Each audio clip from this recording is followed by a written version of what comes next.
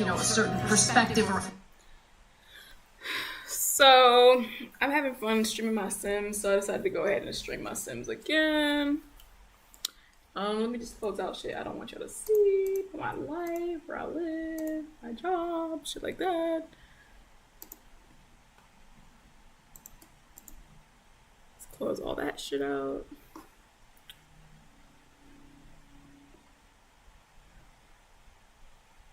So I'm just gonna fucking stream. Yeah, that's what I'm gonna do. So yeah, let's get to it. This household is a bunch of sleeping ass niggas.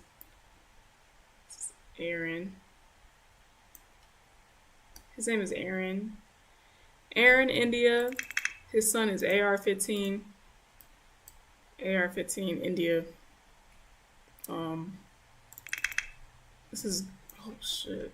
Don't y'all get me in trouble for that bullshit. That was an accident. That's his wife. She's in the bathtub. That's the daughter. That's another. He got a whole nother baby mama. He got a different mother. She got a different mama. He got a different mama. They all got different moms. But the mom, the one that's in the bathtub, that's Damu's mom. That's Damu's mom. Okay, so I'm gonna get off the mic and just play videos and shit like I do every time. So, you wanna watch this shit? Enjoy.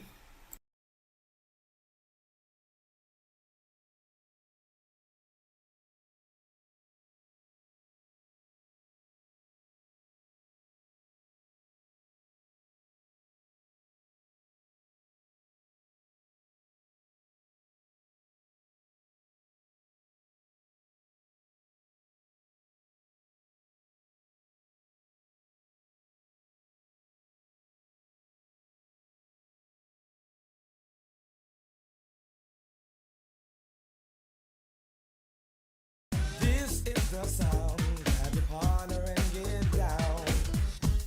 Everyone must know. Been here before. Now we're gonna give you more. It's time to let it show. Music is funky. Girls are so fine. Yo, fellas, y'all better push up.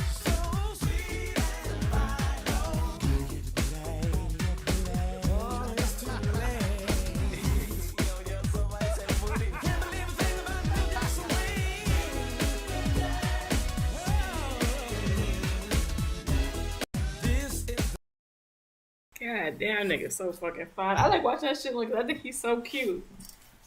Ow! Oh, fuck. I think he's so cute, y'all. What y'all think? You think he's cute? I think he is so cute.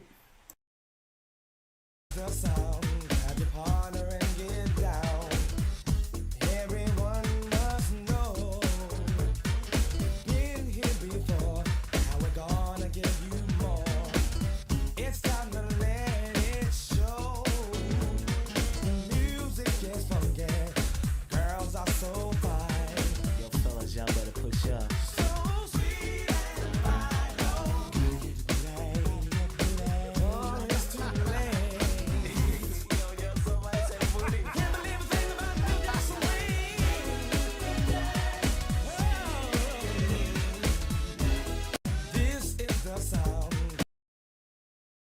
That's enough. That's enough. That's enough. We had enough. I was the third brother with five. This. Did she say? I was the third brother with five. Doing whatever I had to do to survive. I'm not saying what I did was alright. Trying to break out of the ghetto was a day-to-day fight. Being down so long, getting up didn't cross my mind. I knew there was a better way of life, and I was just trying to find. You don't know what you do until you put under pressure. Cross 110th Street is a hell of a tester. Across 110th Street, pimps trying to catch a woman that's weak. Across 110th Street, pushers won't let the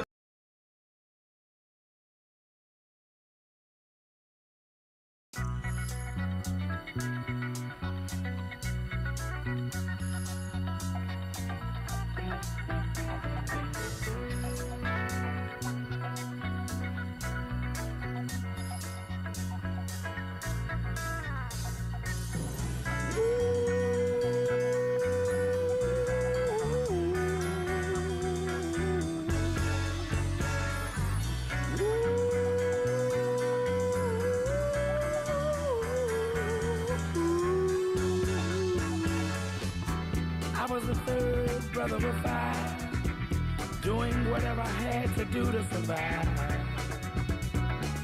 I'm not saying what I did was alright. Trying to break out of the ghetto was a day-to-day fight. Being down so long, getting up didn't cross my mind. But I knew there was a better way of life, and I was just trying to find. You don't know what you do till you put under pressure. Across 110th Street is a hell of a tester. Across 110th Street, pimps trying to catch a woman that's weak.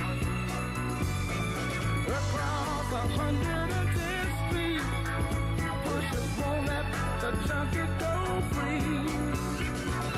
Across 110th Street, woman trying to catch a trick on the street.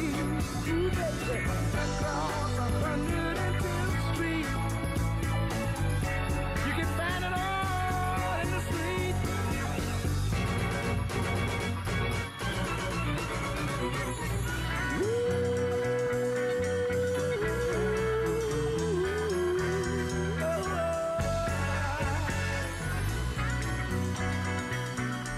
I got one more thing I'd like to talk to you about right now. Hey brother, there's a better way out. Snorting that coke, shooting that dope, man, you're copping out. Take my advice, it's either live or die.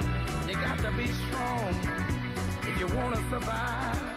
The family on the upper side of town will catch hell if without a ghetto around.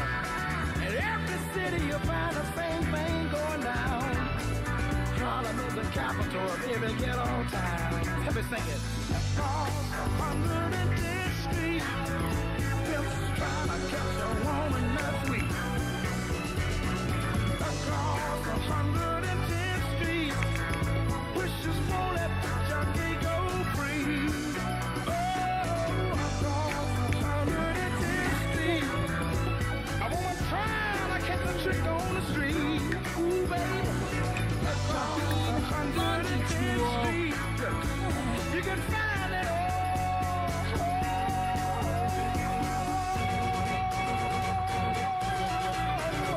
In the street, yes you can.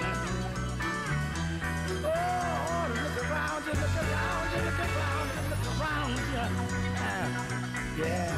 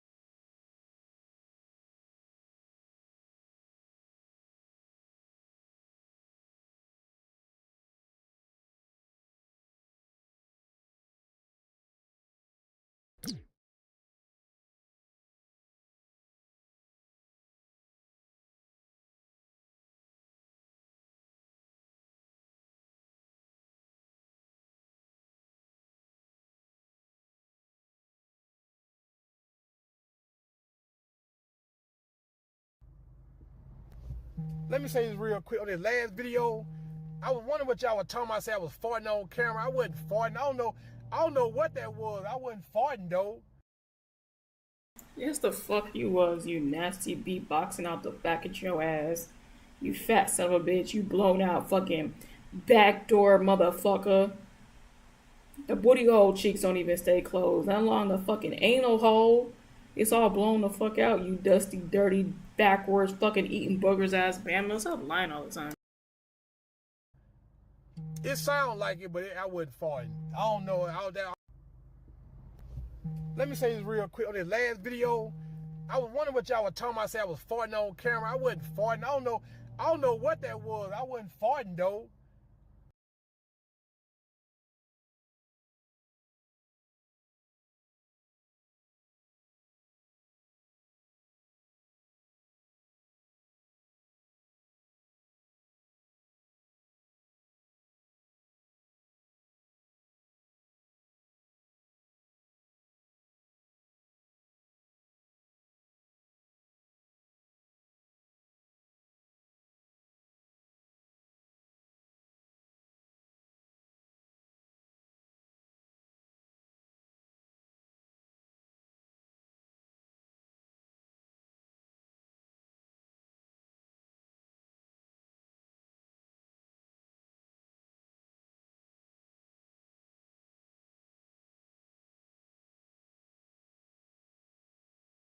You know what?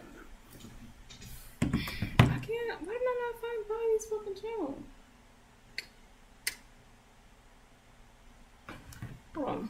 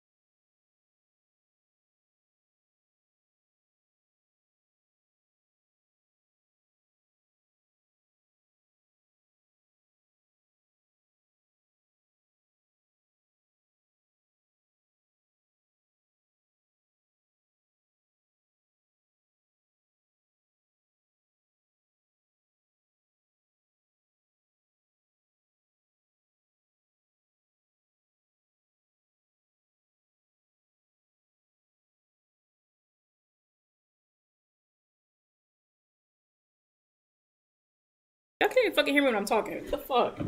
If anybody do watch this, y'all won't fucking hear me. So forget to put the goddamn sound on. The fuck? Alright. Let's play a little Sims. And you know what? Just in case somebody does come up in this bitch and want to say something to my black ass, I'm gonna pull the comments up.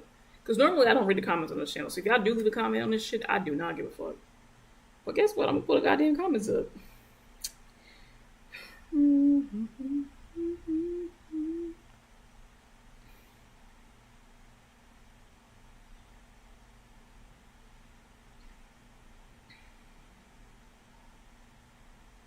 I bet you don't see it. Near comment. Wait a minute.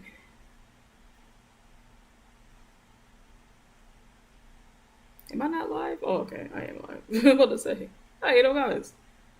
Okay. Ain't no comments.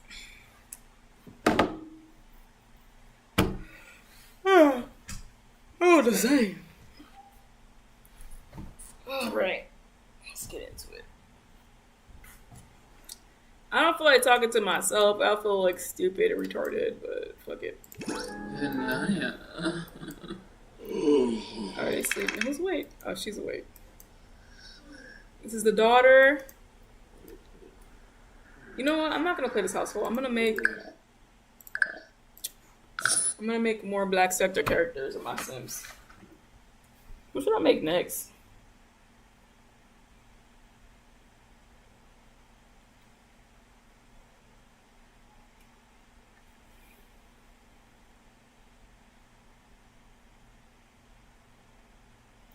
Person's in the hospital.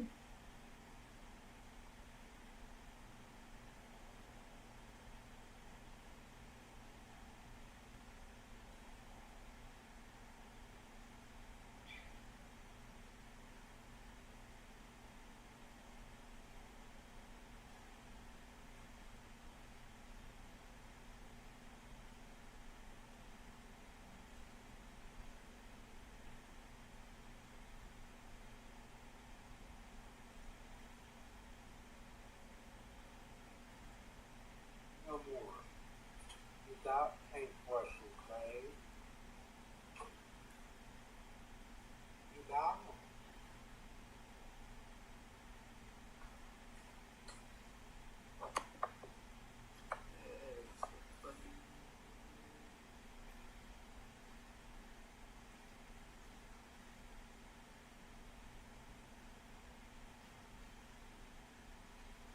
That's sad.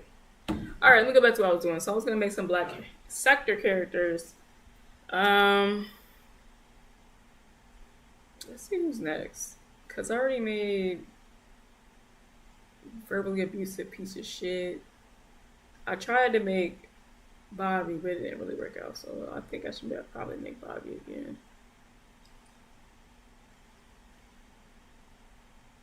Let me go to my...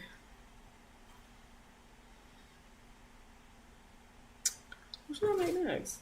I don't want to do Mike. I don't want to do Talia. I don't want to do Lamar. I don't want to do... I don't want to do Tina. I don't want to do Kat.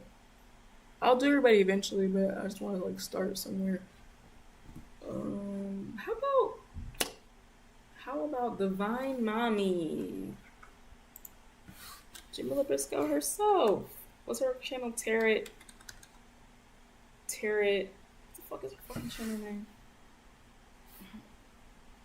She go live every fucking day. Hold on, let me fucking find her real quick. I want to see my business. Shamanic Witch, something like that.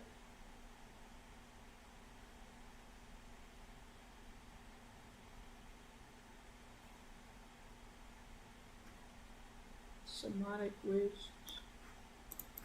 Shamanic Tarot, something like that.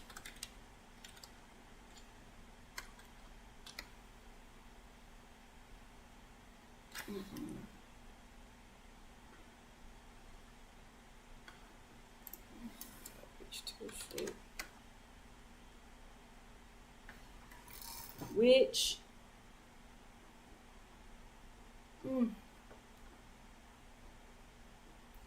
now Jamila, don't curse me. Don't curse me, Jamila.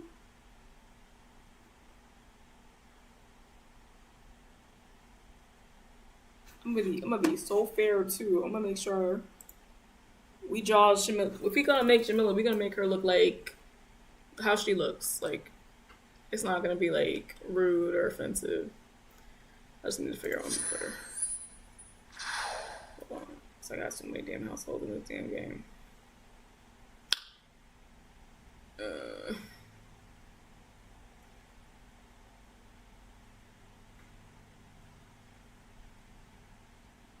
You know what? Not here. We're gonna go here.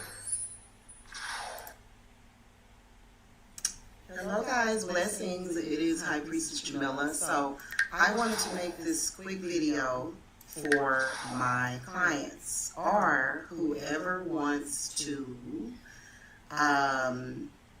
know how to survive the dreaded energy shift or either the reality shift. Okay, when you shift from one reality to not here the either. other. Hold on. Some people call it shifting from 1D to 2D, 3D. I don't say that. So just to familiarize yourself with me, or y'all with me. I am a high priestess witch that has been taking my path in shamanism, which is a very natural thing for me, just all up and through my bloodline. And it was kind of scary when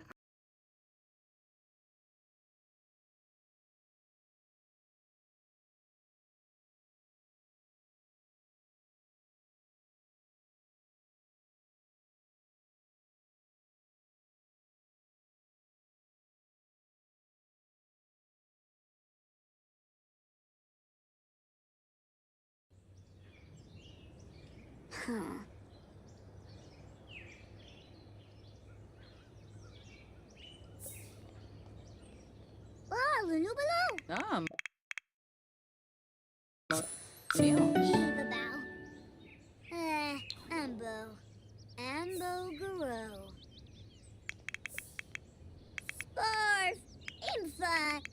jump.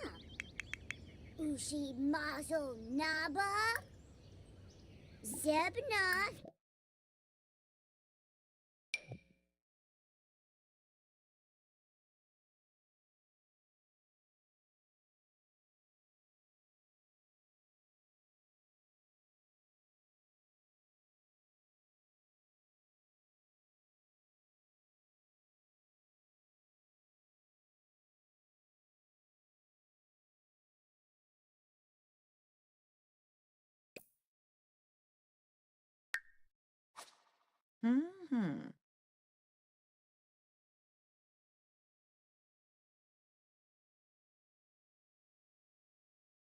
Angle to a story or even fired specifically for fraud.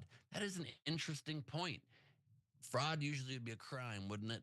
But let's let it slide just this time and all the times. We'll be back.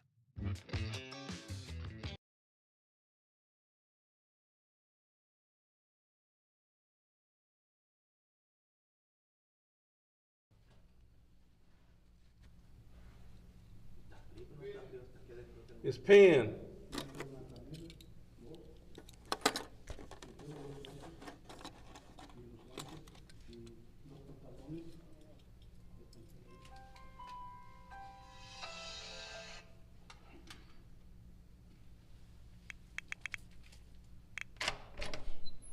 How you doing, sir? Are you Malcolm? Yeah. We got an eviction here this morning. It's today? Yes, sir. Okay. All right. Any weapons in here? Okay, who else in here besides you? Just me and my girl. Okay, this is what I do. I come in, I take pictures. As I get all my pictures taken, I bring the crew in. We're gonna take it downstairs right in the front. Now, That's what I don't understand about these motherfuckers in these eviction videos. Why the fuck would you stay up in that shit until you gotta get fucking evicted?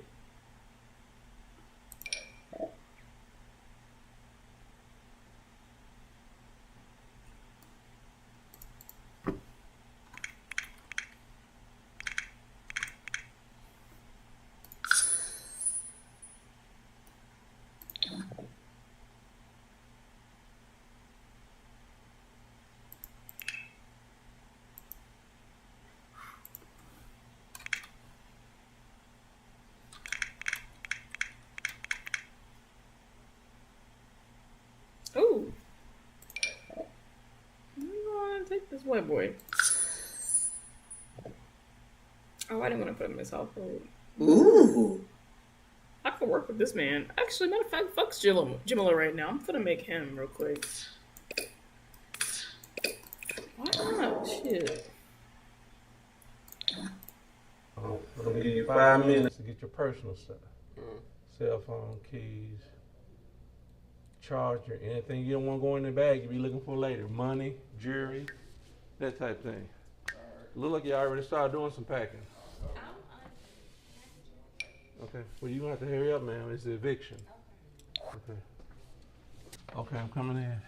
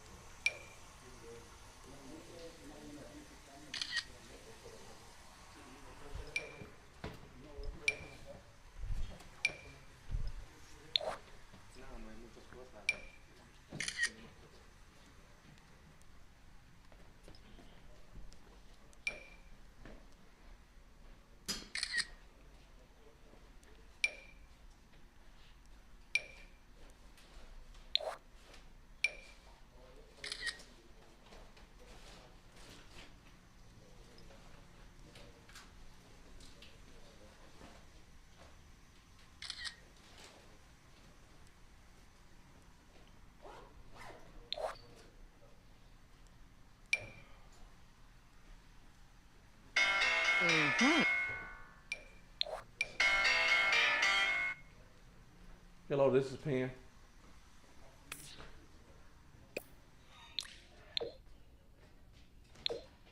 Okay. Okay, what's your apartment number? What is 2108?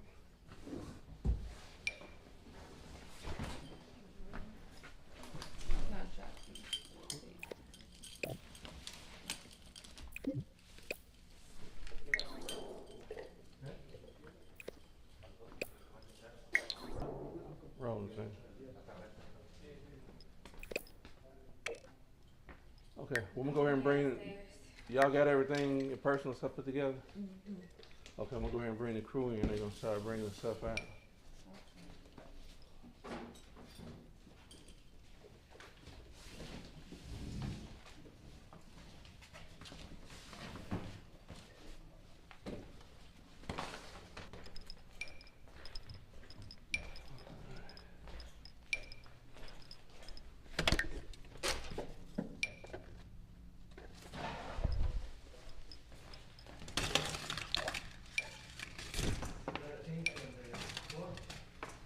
What now?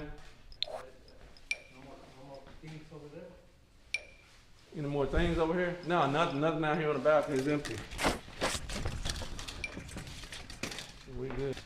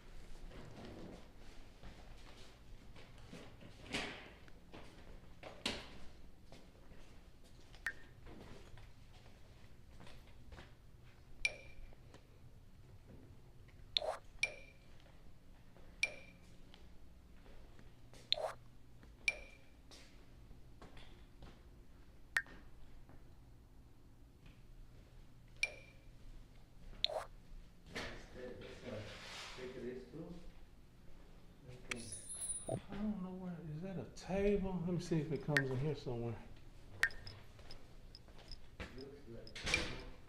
Looks like what? Like a table. Oh, a table. Yeah, I guess we'll go ahead and take it on down.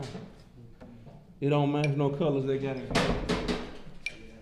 If we get down there and they see it's apartment people see it belongs to them, they'll tell them.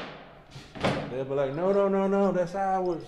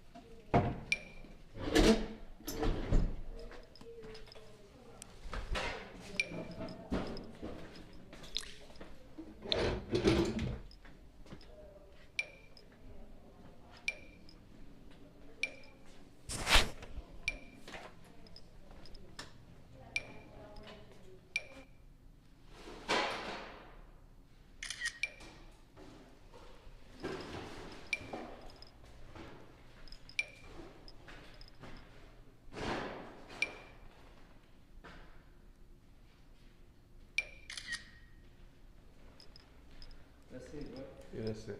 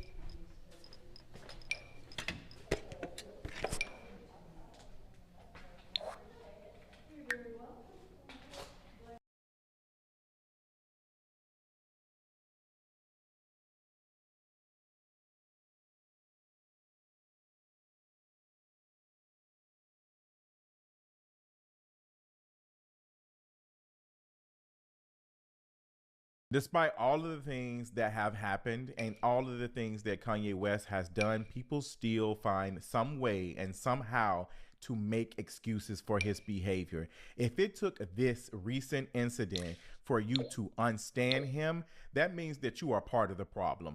Let's talk about it. Y'all already know what time it is. I got the black V-neck on.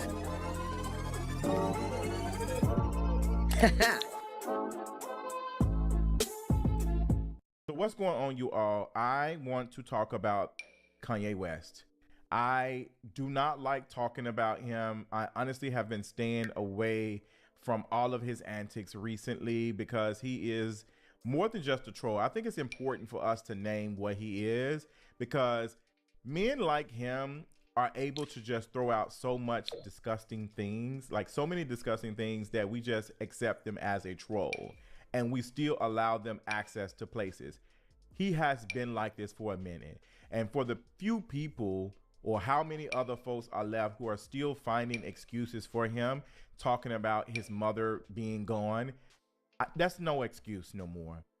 There are so many people with less resources and less access to things who have lost loved ones and who are not doing things like this. For Kanye West to have as much access and influence as he has, he should be very careful and mindful of the things that he is saying. And the fact that he doesn't care makes him a dangerous person. It's beyond just shock value. It's beyond just attention seeking. It is beyond just that, because I feel the way we try to word this and say that he seeks attention, like everything he does is attention seeking. For people who have saw him do these things but still have participated in purchasing Yeezys and still supporting him in other type of ways, you're part of the problem, and I hate to say it. Although this is disgusting, it's also deeply dehumanizing, and it's sad considering that he was once these people's friends. For those who do not know, Kanye West took to Twitter and made some very nasty comments about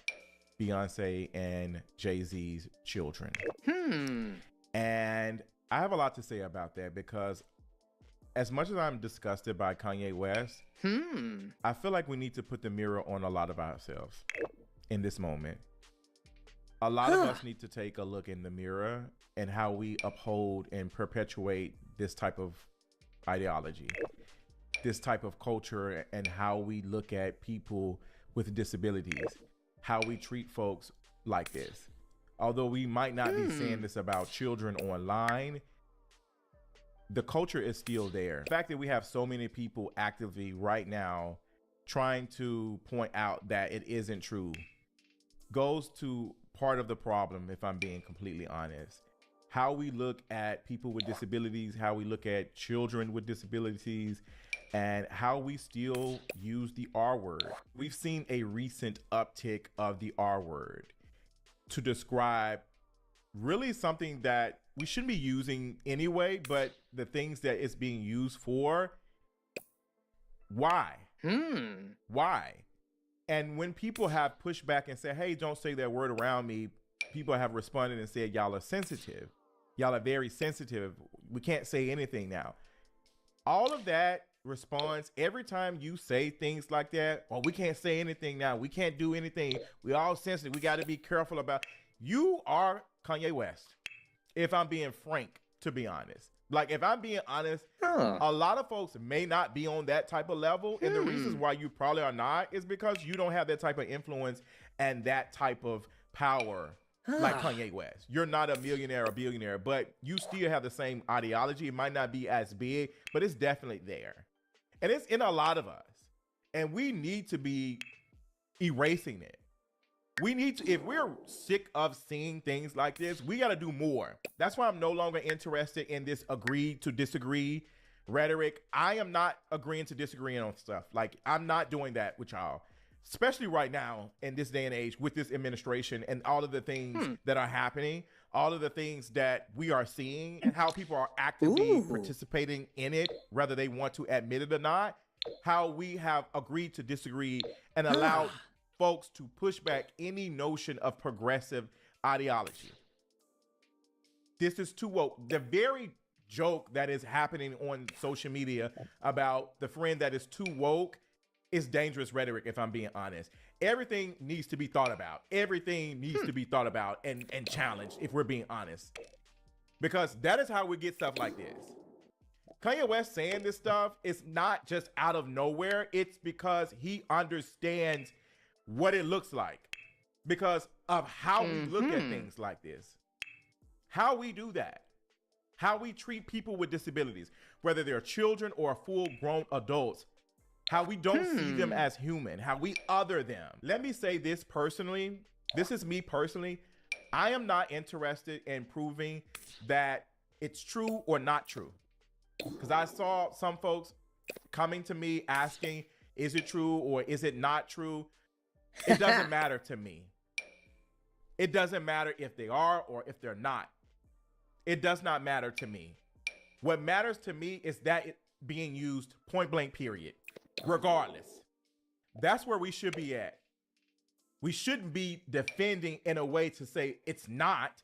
We should be defending and calling that type of culture out, that thought out, point blank, period, and how ableist it is. That's what we should be saying. And if what Kanye West said makes you feel a certain type of way, and it should, we need to be looking at how we allow folks to participate and say things like that. Every time that we participate and laugh in jokes about people like Shamar, because I'm talking about disabilities, period. I'm talking about ableism, period. That culture of laughing at Shamar and making fun of how he walks and stuff is part of that too. Because Shamar was once a child. He was once a baby. It makes me think about how we respond and talk about Republicans in their crusade for abortions, making it illegal. How they do not care about children being born or being born into poverty. They just do not care because when they become adults, they don't care. We do that same thing. That same thing perpetuates in different type of things. And I feel like this is one of them. Because if you are turned off by somebody doing it with a child, you should also be turned off by somebody doing it to an adult. You should be turned off by that too. So we can't say that this is wrong when it's a child, but then we participate and laugh at it when it's a full-fledged adult, when it's a grown person. Like, you see how that works? When I first talked about it, I just really just did a rant on it on Patreon. And I got emotional in that video because it took me back to how Blue Ivy was treated, how people made jokes about her hair not being combed.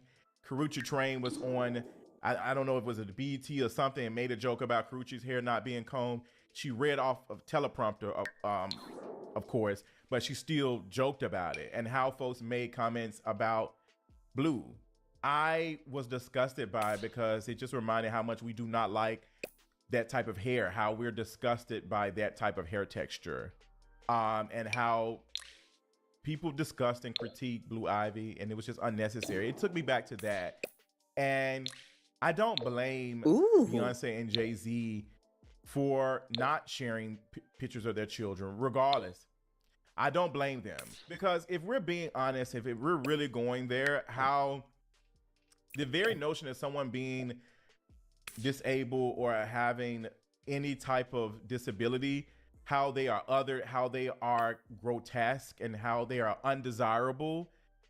That's how we look at it. Watching the conversation and how folks are talking about it and engaging in it, it's just reminding me how focused we are on beauty and the politics of beauty, the politicalness of ugliness, like all of the things. And yeah, I just... This nigga didn't say a damn thing. Shut the fuck up, bitch. You gonna know the answer to the conversation? Shut the fuck up. Stupid ass nigga.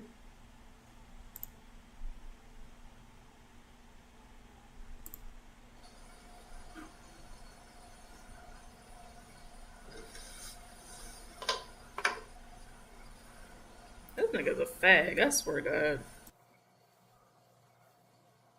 Shall we begin? Shall we begin? Y'all already know the rules. When you come in my house, take off your shoes. It's super violent with these gang members on these YouTube streets. And I should copyright that saying, because I invented that slogan, these YouTube streets.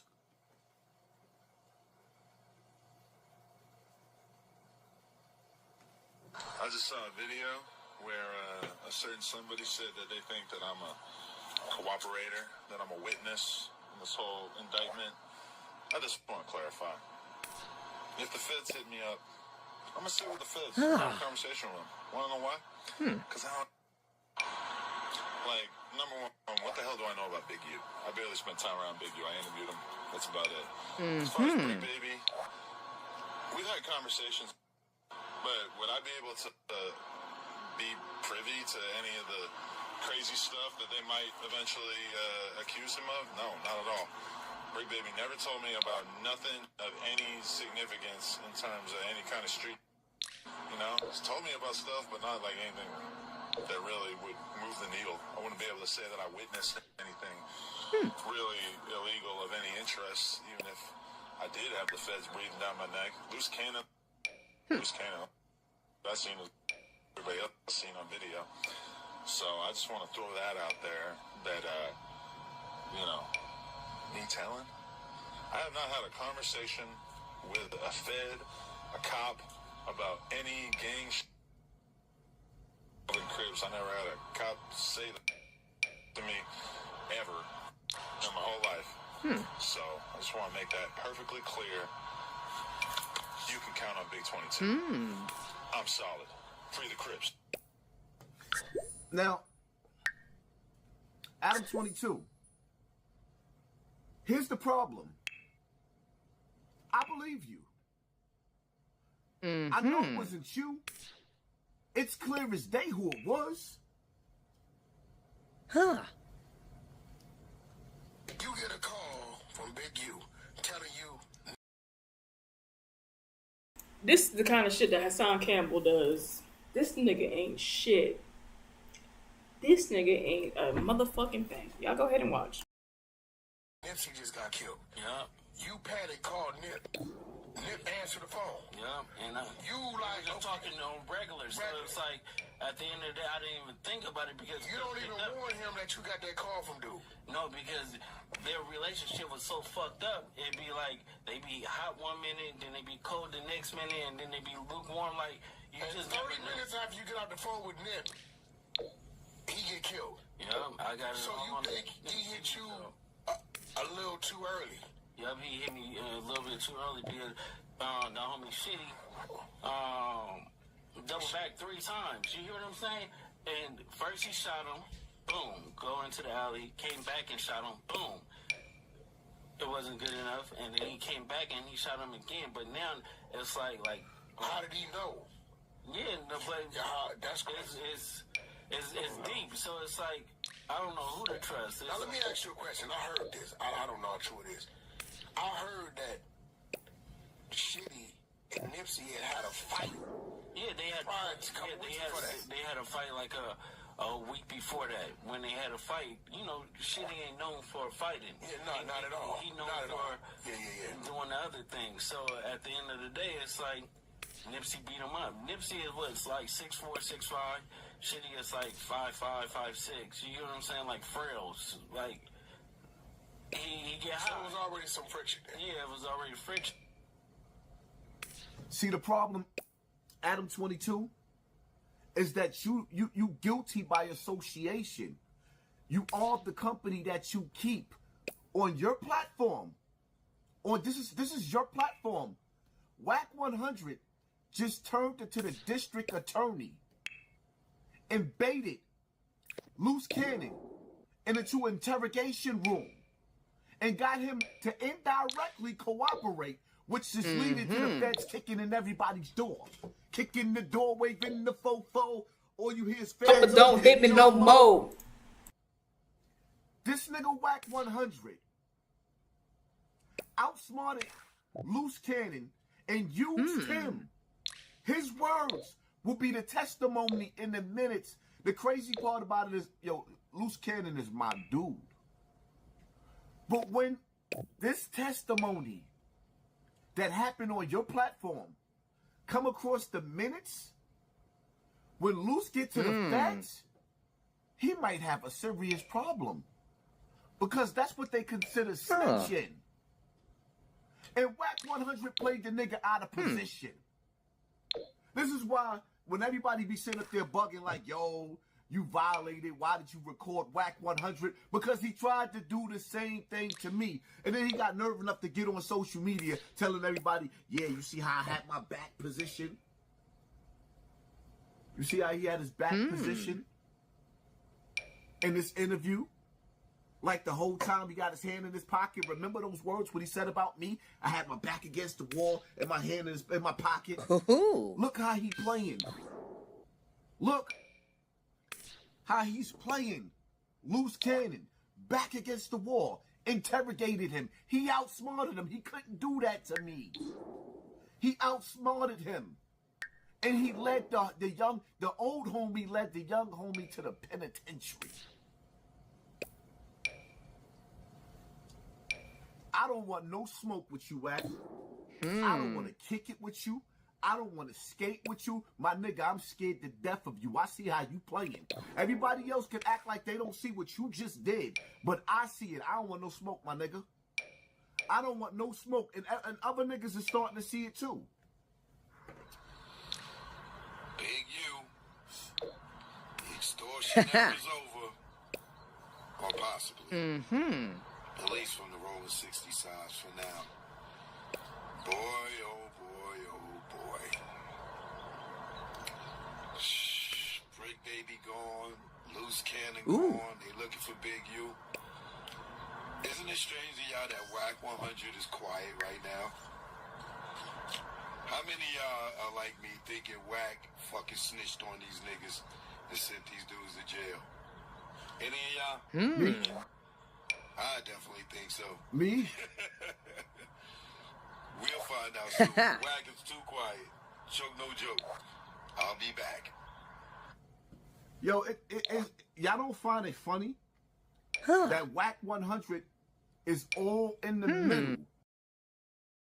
Yo, Choke No Joke is a messy ass, bitch ass nigga. Of a federal investigation, a federal sting. He's all in the middle. He's even in conversation with the deceased mother and family. And then on top of that, being in the mix with them, on the phone with them, this nigga so deep cover. He's reaching out to the family, to the deceased, and then when they give him information, he backstabs and portrays them too on the internet.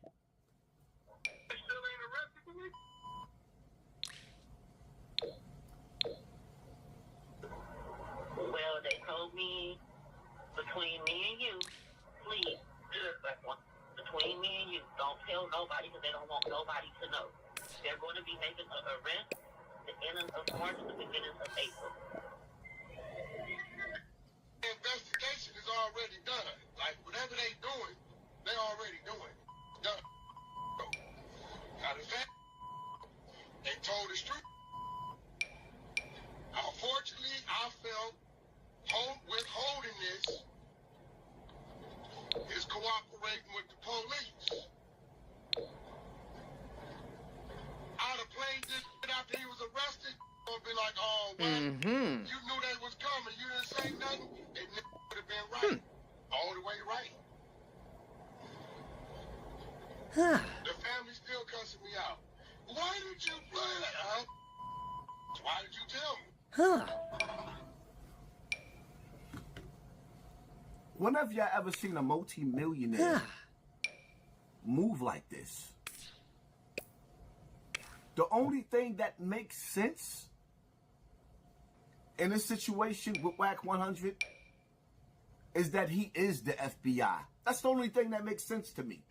Because he's causing way too much chaos on social media. He's all in the mix and all in everybody's business. I don't want no smoke, Whack. Leave me alone. Nigga, you dangerous. Adam 22, I don't feel like you in the wrong, but you guilty by association, my nigga. I think you need to pay attention to your circle before they hurt you. Because the things that Whack 100 and the energy that them niggas is bringing to your platform, and I respect the fact that you giving black faces an opportunity on your platform. But look how it's ending. This is just part one. I ain't even cracked the surface on some of the things that this dude is doing, y'all hit the like button, hit the share button, hit the subscribe button, and pay attention to your circle before they hurt you. Whack 100 is a slippery snake. Bitch, you a snake too, you fucking faggot. Shut the fuck up. Dumbass bitch.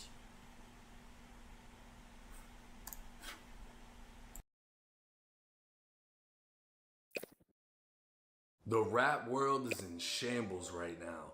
The biggest Crip just got indicted. No Jumper's host got taken down. Bobby Shmurda denounced the Crips. K-Flock beat a murder but then got found guilty on a RICO. And now we have another twist in the tragic murder of Texas rapper Mo3. What's up, everybody? It's 1090J. I'm rocking with y'all and y'all rocking with me. And for this video, we're going to be speaking on Texas rapper Yella Beezy being arrested 4 years after the murder of Mo3 and allegedly paying a hitman to do the job. Back in November of 2020, 28-year-old Melvin Noble, who was more commonly known as the Dallas rapper Mo3, was tracked in a vehicle, followed onto an interstate, and literally caught in traffic. Mo3 was unable to maneuver his car any further, was aware he was being followed, and would get out and run in a last attempt to save his life as his killer chased after him with a rifle, firing a round into the back of his head. A Dallas rapper was murdered outside of his car on I-35 near the Dallas Zoo. It is a stark example of the city's struggle to control violent crime. Police say the victim, a hip-hop musician named Mo3, was approached by the killer on I-35. Both men stopped their vehicles. The victim got out, took off, started running, but was shot several times on the highway. A bystander inside another vehicle was also hit. Police say that person did not suffer life-threatening injuries. Police are still looking for the shooter. The suspect, who was armed with a firearm, began firing several rounds at the victim, striking him. In doing so, the suspect also struck an innocent bystander who was sitting in his vehicle. Now, as we've all come to learn, usually the loudest mouth is the one who has nothing to do with it. Immediately following Mo3's death, rival rapper Trap Boy Freddy would post to Instagram. Man, whoever got the motherfucking freeway blocked out need to get y'all shit together, dog. God damn. Nick can't even get on the fucking freeway. Man, Law got the freeway blocked off all the way on Poke, dog. The fuck they got going? Y'all be covered. Just around. Finna pop some bottles, bitch. It's bottle popping time. This would lead to obvious rumors that Freddy played a role in Mo3's death. But just like in the case of Julio Fulio, Young and Ace went to immediately celebrating and dropping music videos while dissing Fulio, when in all actuality, he had nothing to do with his murder. Dallas police would share photos of the shooter captured by highway surveillance, later identifying and arresting 22-year-old Keywan White. Months later, 28-year-old Devin Brown would also be arrested. According to his arrest report, Devin was mad Mo3 had a relationship with a female who later turned witness. Another witness would come forward stating Devin asked for Mo3's location multiple times before the murder. Police would find multiple calls between Devin and Keywan, as it's believed Devin was feeding Keywan information on Mo3's location so Keywan could take him out. As of March 18, 2025, a grand jury in Dallas would find probable cause that 33-year-old Marquise Conway, aka Yella Beezy, caused the death of Mo3 by employing Keywan White to murder him for money. Immediately after the news broke, Mo3's mother would post to Facebook saying, "Justice for my baby." Dallas police now say Yella Beezy hired a hitman to kill his one-time friend turned rival, Mo3. Cole Sullivan is live at the county jail. These are well-known rappers in the Dallas hip-hop scene. Chris, Yella Beezy's top single, It Put It On Me, it peaked at 56 on the Billboard Hot 100.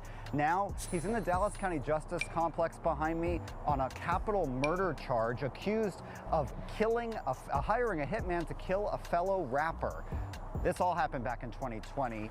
And just before noon, in the middle of Interstate 35, just south of the Dallas Zoo, Dallas police arrested a 22-year-old and charged him with murder. Initially, that 22-year-old's in federal prison, convicted of gun charges, but now, 5 years later, they say he was the trigger man. Police say Yella Beezy, whose hot song That's On, top song That's On Me, hired that 22-year-old and promised him cash for killing Mo 3. A grand jury handed up an indictment this week and booked Marquise Conway tonight. The killing of Melvin Noble, known as Mo 3, led to an outpouring of grief from his fans. Dozens held a memorial outside Dallas City Hall that week.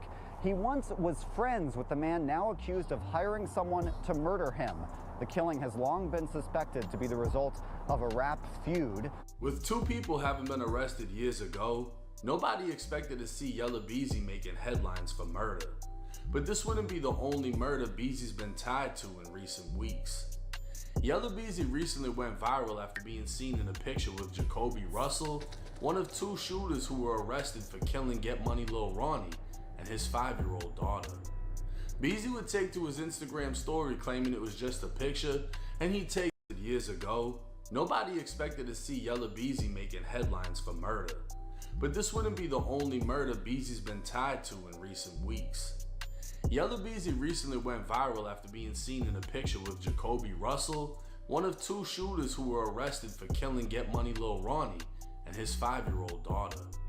Beezy would take to his Instagram story claiming it was just a picture, and he takes pictures with people he doesn't know all the time. He'd warn dumb motherfuckers not to play with his name and send his condolences to Ronnie and Ronnie's daughter. But this wasn't the only killer Beezy's been in pictures with. Back in 2020, just days after Keywan White was arrested, Dallas, Texas TV would post a picture from what appears to be a music video shoot of Yella Beezy with none other than Keywan White in the background holding a rifle. Another rapper and close associate of Yella Beezy named Jose Bodega can also be seen, and he'd even explain being in the picture in an interview, saying Keywan just wanted a feature. Trap Lord Ross would document the death of Mo 3 and highlight how after Mo 3 was killed, Keywan would drop a song seemingly hinting at the murder. This song would also feature Beezy's associate, Jose Bodega.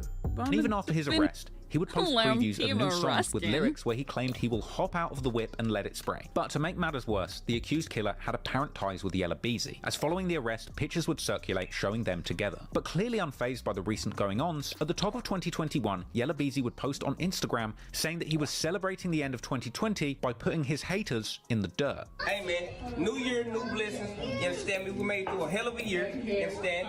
Anybody that ain't for you, anybody that's going against you, anybody that's goddamn negative, you understand me, ain't bringing no positive vibe. You know, in the words of Gucci, put that in the dirt. Damn! For sure, you did. And we go take a toast to that. Clearly, Keywan has a couple loose screws, and let's not forget, Keywan was apparently on bond for shooting or shooting at his then transgender girlfriend at the time he was paid to hunt and kill Mo 3. Apparently on bond for shooting screws. And let's not forget, you understand me, ain't bringing no positive vibe. You know, in the words of Gucci, put that in the dirt. Damn! For sure, you did. And we go take a toast to that. Clearly, Keywan has a couple loose screws. And let's not forget, Keywan was apparently on bond for shooting or shooting at his then transgender girlfriend at the time he was paid to hunt and kill Mo 3. Since then, Keywan was sentenced to 105 months in the feds on federal firearm charges.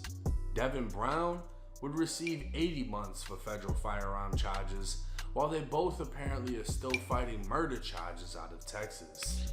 It's unclear at this time what directly ties Yella Beezy to the murder as far as evidence, and it's more than likely someone is telling. To think at one point everyone was friends, only for things to end so differently. We'll just have to wait and see how this case plays out. Now, 2024 was the year of the truth. 2025 is the year of the arrest, because goddamn, everybody's going the fuck down.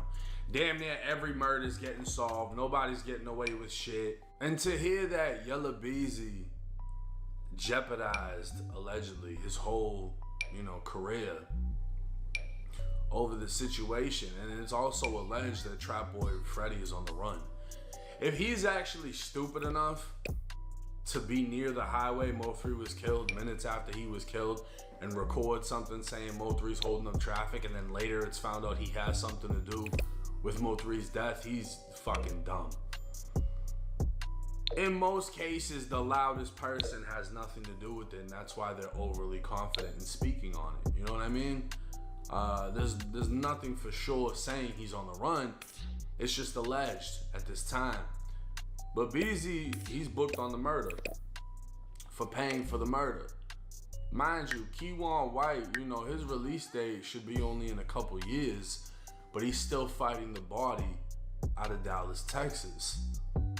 Well, it would make sense if you have this transgender loving killer who's in a federal prison. He's obviously not at a USP. He's gonna be at a prison where other people, you know, like transgenders and entertain that sort of stuff. And in prison, usually that crowd also mingles with the snitches and the other weird shit that you find inside a prison, right? So the only thing that makes sense in my head is, hey, I don't want to finish my federal bid, go to Dallas, and then get hit with a life sentence in the state. I'm gonna speak and tell y'all who paid me, so that way I can hopefully get off on this shit. And that's what I'm assuming is happening in this situation. You know, originally it was just painted that Devin Brown was mad at Mo3 for messing with a female. Now it's being alleged it wasn't only that, they were paid to execute this hit. And I think the wildest thing about this is the fact that you can look at pictures of Mo3, Trap Boy Freddy, Yella Beezy when they were all friends. And you know, there was a fallout, there's been fights. If you really want to break down the entire history, I highly recommend Trap Lord Ross's video. I think it's like 2 or 3 hours, breaking down the entire situation. I've covered this case multiple times on my channel as well. If you want to hear more about the transgender shooter, I have one video specifically on that situation. But to think that they were all friends and now things are ending like this, one of them is gone, one of them may be put away, and one of them may be on the run. And at one point, they all used to have love for each other. But hey, it's 1090 Jake. Let me know y'all's thoughts and comments in the comment section. I'm rocking with y'all, and y'all rocking with me. Until next time.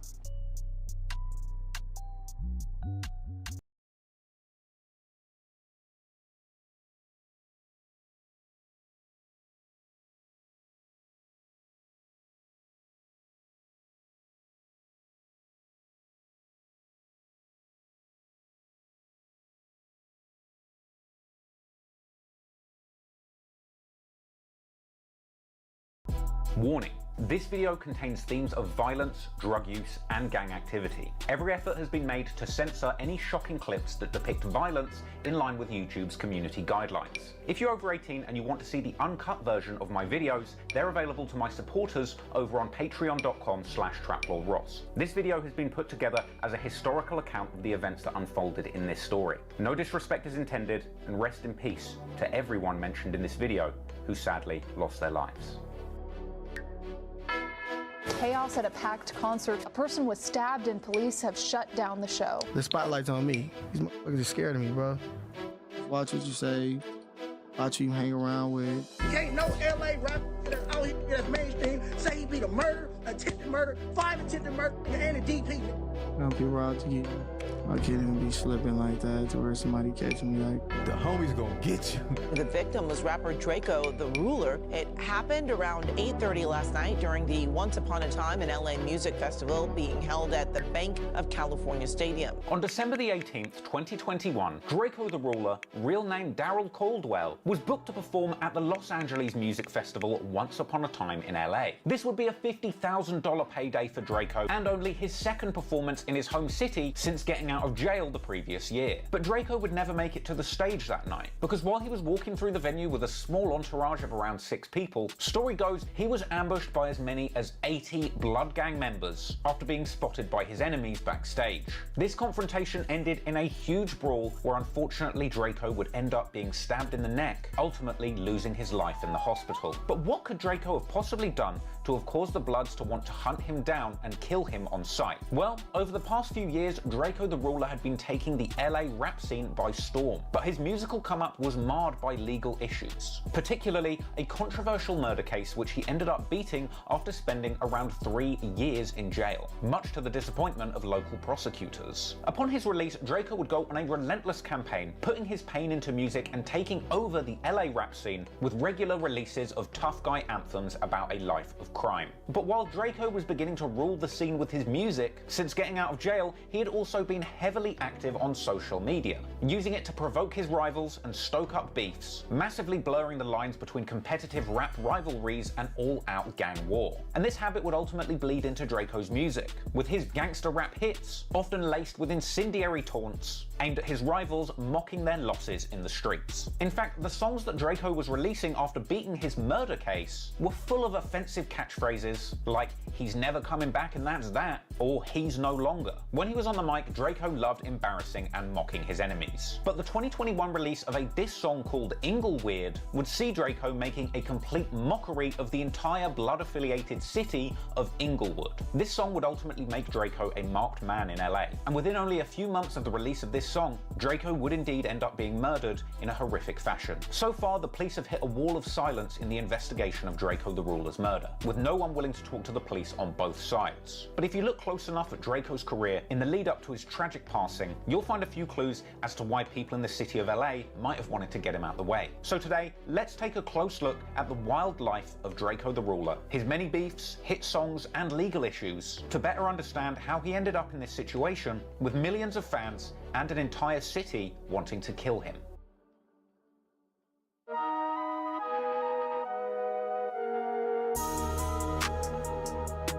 Draco the Ruler was truly no stranger to LA's criminal underworld. He was getting in trouble with the law from an incredibly early age, claiming to have been arrested for the first time at the young age of just 12 after apparently stealing $1 from a tip jar. What I went to jail for? You were 12. Oh man, I took $1 out of tip jar. $1? And then I tried to put it back. After getting his first taste of law breaking, a preteen Draco would end up being shipped off to a youth correctional facility known as a camp. But unfortunately, it didn't seem that this camp-style punishment would address the root cause of Draco's issues. And apparently from here, a young Draco would continue to rack up teenage criminal charges, mainly related to burglary and gun possession, landing him in various youth correctional facilities throughout his teens. But Draco wouldn't be catching these early cases alone, but it would seem that many of Draco's early forays into crime were actually backed up by his younger brother, Ralphie the Plug, who would tell Adam 22 in a No Jumper interview that he was really out here catching cases for robbery with Draco at age 11. When you first get locked up? Shit, when I was 11. 11? Mm-hmm. For what? Matter of fact, me and Draco had our first case together. Bullshit, attempted robbery, bullshit, little shit. So is this an armed attempted robbery? Nah, hell no, not at 11. Or armed at 11. This ain't Chicago. He ain't out here just tripping like that. Sadly, as Draco got older, he'd continue to be involved in crime and the risks associated with it. He'd end up getting shot while still a freshman at Washington High, just age 15, eventually being kicked out of school completely, eventually winding up making a living through home invasions, or flu-flamming as he would call it. You see, apparently Draco and his buddies were pretty regular flu-flammers, with their door-to-door robbery team apparently being known as the Too Greedy Family, or later the Stink Team. Now, according to accusations by prosecutors, members of the Too Greedy Family were known as flockers, an LA term used for burglary crews, often targeting Asian households. And apparently a result of the crew's heritage in robbing LA's Asian community, a lot of the Too Greedy Family and Stink Team's artwork and jewelry would bear an Asian theme. And this obsession with Asian culture carried over into the music too, with Draco often rapping about Mei Ling taking him shopping, which an LA Times article covering Draco said is Draco's way of describing breaking into an Asian woman's house, robbing it, and buying out Neiman Marcus. Now, for the record, Draco has maintained that he simply likes Asian iconography, suggesting that the Buddha and cat logos that his crew frequently use are simply symbols of good business and good luck. However, if Draco's 2015 tweets are anything to go by, it's hard to say he has much respect for the Asian community. But Draco and his crew's targeting of the Asian community with home invasions isn't simply due to prejudice. Apparently, home invaders targeting the Asian community is an age-old tradition amongst LA burglars due to the apparent fact that Asian communities have an inherent distrust of traditional banks, with lower rates of bank account ownership, meaning a large proportion are likely to keep cash in their homes, thus putting them at risk to LA home invaders like Draco and the Stink Team, who are desperate to make off with that cash and spend it on designer clothes at Neiman Marcus. But Draco isn't the only LA rapper to speak on flu-flamming or flocking. Compton rapper YG's 2014 track Meet the Flockers would catch some heat after people noticed some lyrics suggesting that his crew would target Asian homes for robberies for the very same reasons. Anywho, despite being plugged into LA's criminal underworld, Draco the Ruler doesn't claim affiliation to any particular LA gang set, even going as far as to suggest during an interview on No Jumper that most rappers claim gang affiliation purely for protection. Or does Draco gangbang? We don't do all that. Cause we be gangbanging for protection. Bums. To be honest, calling most of LA's gang population bums is a pretty brave thing to do, but that says a lot about how Draco moved. He was fearless, and he did not care who he offended. And despite not claiming a known gang set, Draco did hail from South Central Los Angeles, around the 100s, which is a neighborhood Crip territory. And as a result, over the course of his career, Draco maintained friendships with a number of sets of LA's neighborhood Crips, like the Rolling 40s, who he would publicly shout out on his social media. Man, shout out to all the 40s, man. Happy Hood Day to the Crips. So as a result of his gang connections and his background in home invasions, it's no surprise that the local police would categorize the Stink Team itself as a gang in its own right, even though in the later stages of his career, Draco would maintain that his team were focused on the rapping rather than the streets, with Draco's lawyer later explaining that the local police are quick to conflate anybody that grew up around gangs as being a gang member. Some prosecution's theory, anybody that grows up in a community that has gangs in it and they know gang members, they're gang affiliated, right? Despite Draco's insistence that the Stink Team was just a rap crew, prosecutors would think otherwise. Court documents would later claim that the Too Greedy family, or Stink Team, was a gang around 20 to 30 members strong, noting the fact that various members of the Stink Team also belonged to various factions of LA's neighborhood Crips, like the Rolling Hundreds and Rolling 40s. And ultimately, whether he liked it or not, the cops would categorize the Stink Team as a gang, with Draco the Ruler at the top of the food chain. Draco would be running things with his blood brother, Ralphie the Plug. The top up-and-coming artist other than Draco on their label was Ketchy the Great, and they would roll alongside a number of other affiliates including Bambino, Say So the Mac, Solo, Good Finesse, Money Monk, Kells, with connections to the Rolling 100s Crips, Young Bull, with apparent connections to the Rolling 30s, Too Shitty, with connections to the Rolling 60s, a teenage hitter by the name of AB or Arlington Blue, with connections to the Rolling 40s, and another rapper named Remble who would join the crew much later on. According to the police, the Stink Team were a ruthless gang made up of Crips and home invaders. But in Draco's eyes, his crew of former flu-flammers were really just the next generation of LA's grimiest street rappers. And under Draco's rule, for a period of time, they would take over the LA street rap scene, flooding the streets with a flurry of hit songs and mixtapes, building up a huge buzz that could only be stopped by the cops.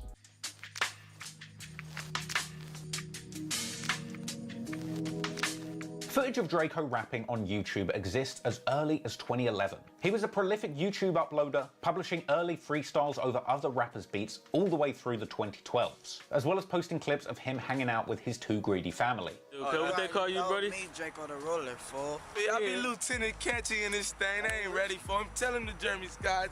But it was in 2013 that Draco got serious about releasing music properly, dropping his first mixtape, Nervous Music, which featured the headline track I'm Nervous, featuring Kells from the Stink Team, uploaded to YouTube on November the 12th, 2012. And the description of Draco's music as, quote, nervous music would persist throughout his career, with lyrics about nervously toting pistols in trap houses becoming a staple of his whole catalog. catalogue. But at this stage, he was still just finding his sound, and the music was heavily influenced by an array of other artists. Tracks like Muddy Mosley showed his early influences by Chicago drill. He'd go on to drop a music video for another Chicago-inspired track called Young and Reckless, showing him surrounded by his Too Greedy team. Seeing Draco surrounded by a mob of goons while he rapped over a booming trap beat was definitely reminiscent of early Chief Keef, but Draco was drawing inspiration from numerous sources. His Can You Blame Me music video dropped on June the 2nd, 2013, seemingly taken more inspiration from ASAP Rocky in both his flow and the visuals. And this combination of pistol-toting thug aesthetic borrowed from Chief Keef and the designer clothing expensive cough syrup sipping tropes from ASAP Rocky would essentially be the foundations of Draco's unique style of rapping. Draco is essentially a well-dressed robber that will shoot you in a designer jacket and not spill his lean while he's doing it. And as his rapping style developed, he would continue dropping mixtapes, with the next one being Mr. Mosley the Mixtape, dropping in 2014. This had the track Real Flockers, with Draco appearing to take some inspiration from West Coast peers like YG and Tiger, as well as tracks like Round Here, with Draco still showing a big Chicago influence. The track In Love with Mr. Mosley featuring Too Shitty would see Draco rapping over more of a classic West Coast style beat, while tracks like You Can't Afford It with Kells and J-Det were clearly influenced by early Atlanta trap music.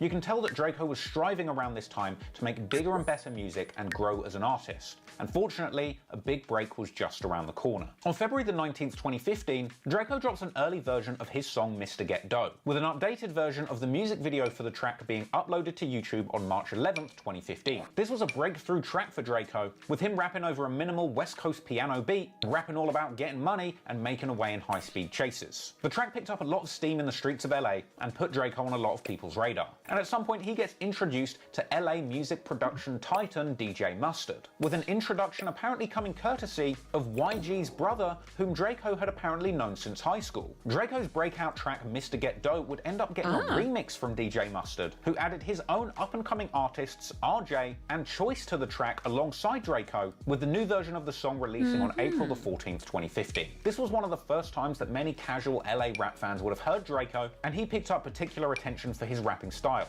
using a lot of obscure and made-up slang, or lingo bingo as he would call it, and his lazy, mumble style of rapping, which many believed was the consequence of his heavy recreational use of codeine-based cough syrup. Clearly fans liked what they heard when Draco popped up on DJ Mustard's remix, and they wanted to hear more. So on October the 16th, 2015, Draco's groundbreaking new mixtape I Am Mr. Mosley would release on DJ Mustard's label. This project is apparently what created the first real buzz around the Stink team, and as we got into 2016, Draco and his team would capitalize off the back of the hype, and following up with much more polished music videos, like the April 24th, 2016 music video for the track Devil in My Head. But while Draco was up in the production value, he was also battling for the future of his career behind the scenes. And Draco would later claim during a DJ Vlad interview that he was being pressured to sign a full-blown record deal with DJ Mustard, which he declined to do, ultimately leading Mustard and his team to begin treating Draco differently. So then you signed under Mustard? I didn't sign. No? No, I was just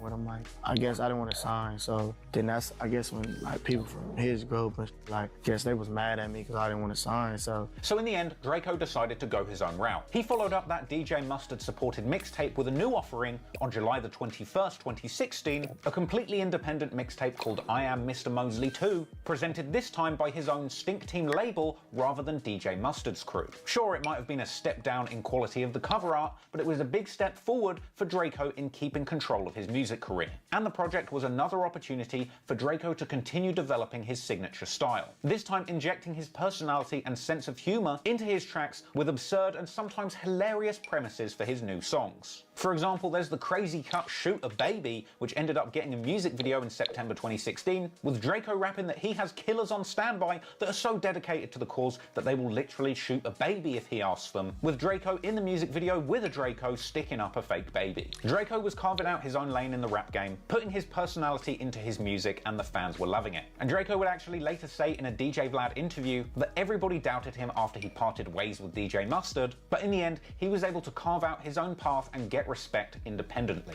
A lot of people were saying like, damn bro, like you did this without Mustard, like they thought like, oh, he ain't with Mustard no more, like he gonna fall off. Well, he with Mustard, okay, yeah, like Mustard probably did this for him, Mustard probably did this, but then you see like I'm not with him, but I still got the same Draco's parting with DJ Mustard would be just the first of many steps in upsetting the balance of LA's highly political rap scene. And as the months went on, Draco would find himself embroiled in a feud with a former collaborator, leading Draco and his former friend to go back and forth on social media, with Draco's public threats against his new musical rival sadly being used against him in the worst possible way.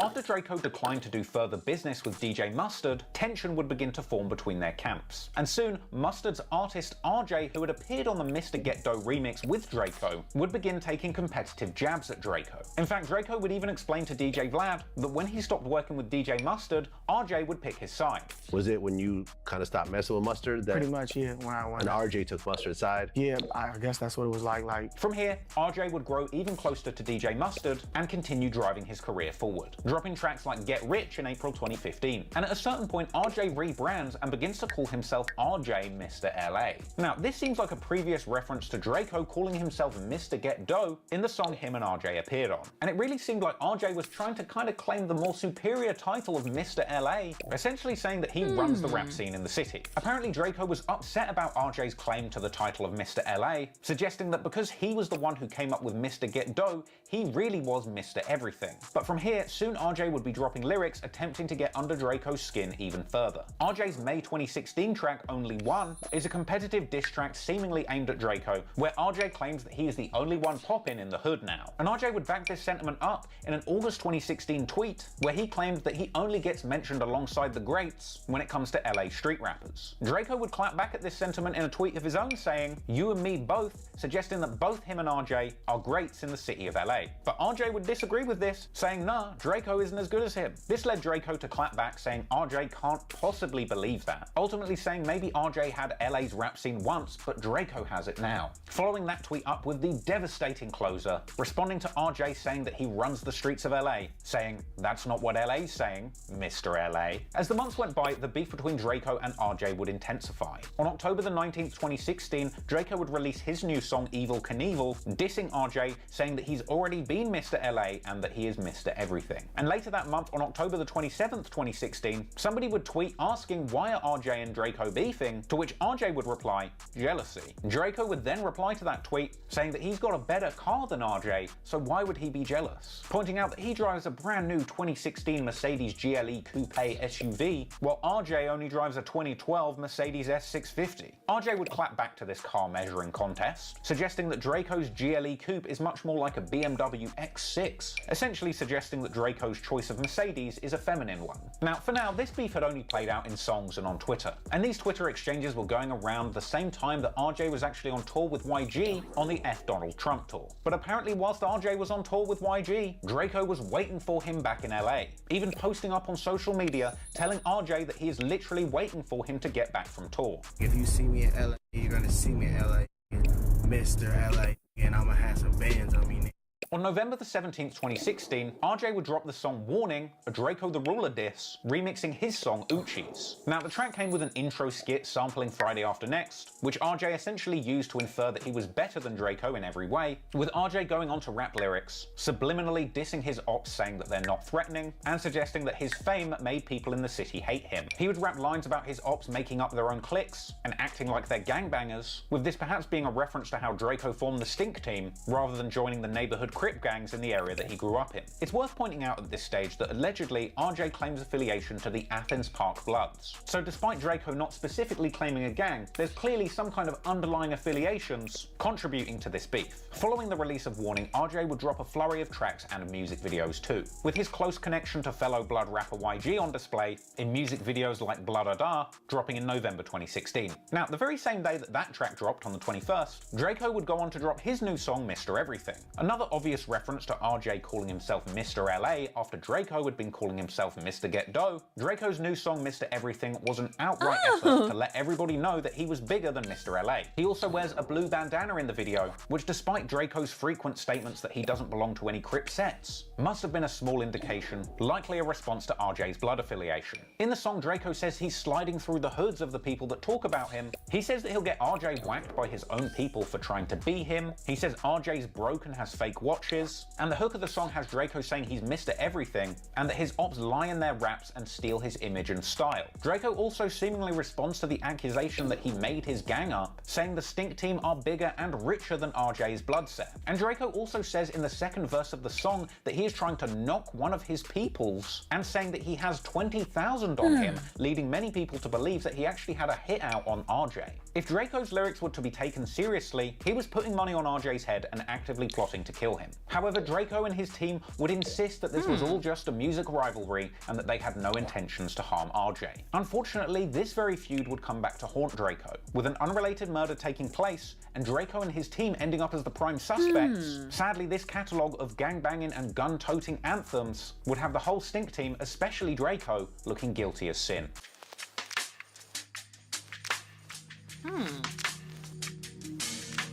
You'll be aware at this point that while Draco the Ruler doesn't claim an alliance to a specific LA gang set, he's got a lot of collaborators, friends, and affiliates who do claim gang sets associated with the neighborhood Crips. And one of these Crip-affiliated Stink Team members is Kells of the Rolling Hundreds. Kells would appear on the song Chunky Monkey with Draco and Ralphie on October the 25th, 2016. A track all about keeping a big gun, or as they call it, a chunky monkey, with Stink Team members dancing around in the music video wearing gorilla masks and toting chunky monkeys. But it would turn out that these chunky monkeys weren't just for showing off in the music video. It was clear that the Stink Team would need to protect themselves around this period, as according to a Fader article, the very month that this video was released, Draco, Ketchy, and 2 Shitty of the Stink Team were all shot at in separate incidents. It's still unclear exactly why or who would want to kill the Stink Team, but their ongoing feuds with other Blood Gang associated rappers, and their close affiliation with various Crip sets, clearly hadn't done them any favors. Whilst Draco's ongoing rivalry with Athens Park Blood RJ was getting a lot of attention because of the music that they were making, it would actually be the neighborhood Crips' ongoing street war with the Inglewood Family Gangsta Bloods that would ultimately bring tragedy to the Stink Team. The Inglewood Family Gangsta Bloods, or IFGB, or simply Inglewood Family's Gang, IFG, are an LA blood set with a long and storied history. They mainly beef with neighborhood Crip gangs like the Rolling 60s and Rolling Hundreds, gang sets which the Stink Team apparently have close affiliations with. And in the streets, one of the biggest names associated with Inglewood is Munchie B, an Inglewood blood with a fearsome reputation in the streets. But his reign as a hardened hitter would be cut short after he was shot in the head and left blind, apparently the result of an internal conflict. But even without his sight, Munchie B would remain an But his reign as a hardened hitter would be cut short after he was shot in the head and left blind, apparently the result of an internal conflict. But even without his sight, Munchie B would remain an influential figure in LA gang politics for years to come. In fact, Munchie B would end up being interviewed alongside fellow Inglewood Bloods, Baby Dot and Red Bull, giving the history of their hood to a channel called Street TV. Munchie B, Inglewood Family Gangsters. Red Bull, non-deuce Inglewood Family. Somebody put up on the side of my car and let off a gang of shots. You know what I mean? So I ended up taking a shot to the head. Shit, but unfortunately I ended up losing my sight. And during that interview, this trio of Inglewood Bloods would also explain their connections to DJ Mustard and YG. Yeah, it go way back to the chain gang. Before it's Inglewood Family, it's called the chain gang. All these LA-based rappers, we pretty much all partied together before they blew up, though. Your boy Ty, Mustard, YG, J305. So with the rivalry between the Stink Team and DJ Mustard, YG, and RJ heating up off the back of diss tracks, you can see why there's a lot of interconnected reasons why the Bloods and the Stinks aren't going to get along. And to make matters worse, it would later emerge that Stink Team member Kells had an active feud with Red Bull, the Inglewood Family Blood, who had appeared alongside Munchie B in that Street TV interview. Red Bull allegedly also had a serious reputation when it came to Inglewood gang politics, but sadly, Red Bull would eventually run into the Stink Team with deadly consequences. Because on Saturday, the 10th of December 2016, several members of the Stink Team, including Kells and Draco, were chilling at Draco's house. And it was here that Draco would see what was later described as a pay-for-entry pajama party advertised on Instagram, with Draco rallying the Stink Team to go from his place to the party, with plans for 17-year-old Crip affiliate Arlington Blue, aka AB, real name Jaden Boyd, planning to join the Stink Team en route. The whole crew would travel in a 5-car convoy to the party in Carson, around 15 minutes away from Draco's apartment. with the crew arriving to the area and parking their cars. At some point, Too Shitty from the Stink team approaches Draco's car to tell him that members from Inglewood families are there, with Draco apparently suggesting at this point that the crew leave. However, within seconds, Red Bull from Inglewood, real name Davon Gregory, would walk past the Stink team. This was a completely chance encounter, with Red Bull apparently being spotted at the wrong place in the wrong time by his opposition. With Kells and AB, the neighborhood Crips that were also in the Stink team, who had an active feud with Red Bull and the Inglewood families, pulling pistols and opening fire as soon as they saw him. The shooting erupted at around 11:30 p.m., leaving 2 unrelated people injured, and Red Bull shot numerous times, sadly later losing his life. Shots were fired at a birthday party in Carson. 3 men were hit and one of them has now died. The shooting happened just before midnight in the 100 block of West Victoria Street. The shootout was just in front of the building that housed the party. Deputies say as many as 100 people were attending what they describe as a pay-for-entry adult-themed party. These women told me about 30 young men showed up after the party started and were turned away because they didn't have IDs and some had guns. Something happened in the parking lot, shots were fired, and the next thing that these 2 women told me that they knew was that someone who had been shot in the parking lot ran back into the party. After the shooting, Kells turned to Draco and bragged of how he emptied his entire clip into Red Bull. And apparently following the shooting, the Stink team jumped back into their cars, driving back to Draco's apartment in complete silence, with the group apparently being unaware that Red Bull had even died until they saw it on the news at 3 a.m. the next day. A vigil for Red Bull would take place in his hood the next day, with the local police moving dirty and targeting the event, shooting somebody and arresting a whopping 10 people. We have learned that 10 people who were at the gathering have been arrested. They say the event was a memorial for a 24-year-old man killed at a party in Carson Saturday night. NBC4 covered that as well. But last night, around 10:30, LAPD says 2 units from the Gang Enforcement Division out of Southeast Station approached a group of about 30 people outside a home on 99th Street west of Figueroa. LAPD describes the gathering as a party and says as officers approached, some of the people in the group started running away. One man allegedly pulled a gun and shot at the officers. They were not hit, but one at least returned fire. Red Bull's friend Baby Dot, who had appeared in that Street TV interview with him alongside Munchie B, would later speak on his friend's passing in a follow-up interview. He was up there chilling, standing in line, and some shit jumped off, and he happened to be one of the people who happened to take the downfall for him, man. Oh, that shit hit close, man. Like, Red Bull was like the first homie I lost in a long time that I was actually really close with. Once you lose that certain person, that's damn near like a brother to you. It hit a little harder to home. Munchie B would also mourn the loss of Red Bull, later releasing an emotional tribute song to him called R.I.P. RB. Now, initially, detectives didn't have anything to link Red Bull's murder to the Stink team, and after the shooting went down, Draco would return to music and go on to drop some of the best songs of his career. Problem is, he probably didn't realize that he was leaving evidence behind at every turn. On December the 16th, 2016, Draco's new song Bully Breaker drops, with detectives later saying that it was this music video that helped them find the location of Draco's apartment. And then, just over a week after that, Draco would drop another music video filmed in his apartment, The Impatient Freestyle. The December 18th, 2016 music video would go on to be the most viewed music video of Draco's career, racking up over 31 million YouTube views to date. And the video for Impatient featured Draco and his crew posted up in his apartment, showing off a bunch of big guns, as well as scenes filmed in a parking garage, as always showing off his beloved Mercedes GLE Coupe. The song itself included thugged out lyrics all about guns, shootings, and a line where he literally says, if you want to represent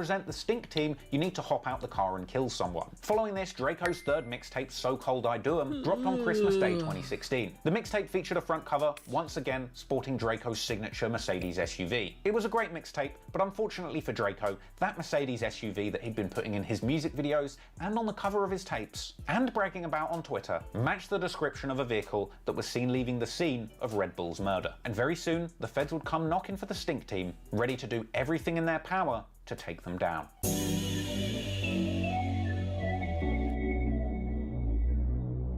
On the 31st of December 2016, Draco drops the Flex Freestyle. This is a remix of RJ's song Flex, a retaliation to RJ remixing Draco's song on Warning, and it features a lyric where Draco says that he has RJ tied up in the back of his car. This was a pretty inane lyric aiming to poke fun at a rival, but sadly it would come back to haunt Draco massively. Because while Draco was recording music and videos, trying to push his rap career forward, local police were watching his videos and reading his lyrics, intensely looking for clues to connect the Stink team name to the December 10th murder of Red Bull, and soon they would have the connection that they needed. Because at this point, all the cops had were bullets and shell casings from 38 and 40 caliber pistols, as well as surveillance footage and witnesses placing a Mercedes SUV at the scene. However, at some point, detectives working the case hear Draco's name mentioned on an unrelated wiretap, plus the victim's family telling cops that they heard rumors that Draco was somehow involved in the murder. This was apparently all that was needed to tie Draco to the crime, and at this point the cops decided to close in. Only a couple of days after the Flex freestyle, one day after Draco's son was born, and one day after New Year's on the 2nd of January 2017, the members of the Stink team are all hanging out at the LA condo where Draco had filmed his earlier Impatient freestyle and the Bully Breaker music video. According to later court documents, Draco's distinctive Mercedes being parked outside alerted the cops that he was indeed in the property. Draco's apartment was then raided by the SWAT team, who found Draco's family and the Stink team in the house in the presence of a number of firearms. The cops would arrest Draco and his homies, including his brother Ralphie the Plug, with Draco receiving 6 counts of unlawful possession of a firearm by a felon, with Draco later telling DJ Vlad that he racked up a total of 9 counts that day. Every single one. How many guns? Only one. 9.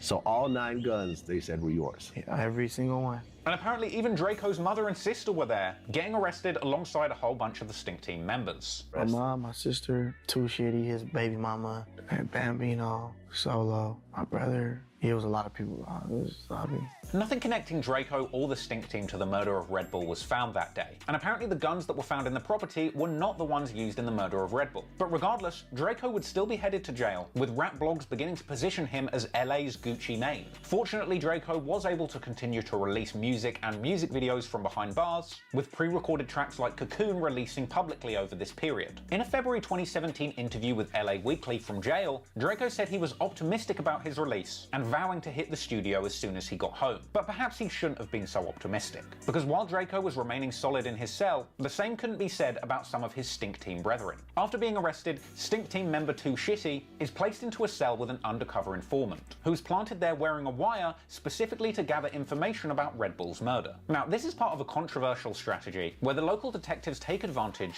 of a loophole where they're allowed to send in jailhouse informants undercover as long as it's done before suspects are formally charged. It's a slippery tactic, but it sure does work, as it was later revealed in court that Too Shitty had spilled the beans to this informant completely, admitting directly to the undercover that the shooter was that 17-year-old Crip called AB, or Arlington Blue, real name Jaden Boyd, the Rolling 40s Crip who had accompanied the Stink team to that party. After Too Shitty's confession, AB is then arrested himself and placed into a cell with another undercover informant, posing as an OG Crip. And once again, AB confesses the crime and many specific details to this undercover snitch, with a 1-hour, 22-minute recording of their conversation even being played to the court. During this conversation, AB admitted outright that he shot Red Bull with the 38 pistol, as well as saying that it was Kells shooting with the 40 Glock. AB even admitted that he had been actively beefing with Red Bull over this period and had planned to shoot him on sight, even going as far as to break down why he used a 38 pistol specifically so that he didn't leave behind shell casings. I mean, he literally admitted to the undercover directly that he got caught on camera smoking somebody. He admitted shooting the man directly 2 times but denied shooting him in the head, quite literally saying definitively that he popped Kerr.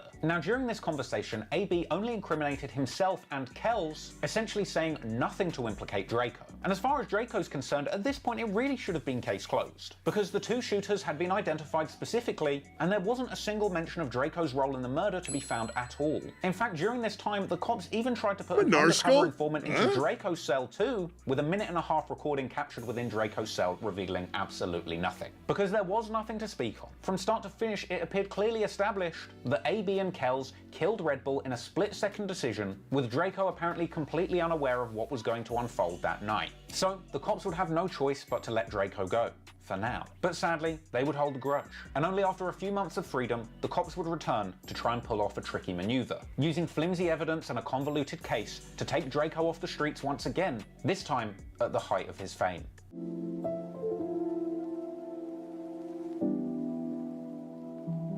Draco would spend 10 months in jail before eventually being released on bail in November 2017. And as soon as he's released from jail, Draco gets out and spends around 10 days in the studio. I'm trying to think who I should make next. Who I feel like making next? I just made Jamila. Who's next? I want to eventually make everybody, but I want to make everybody when I want to make them.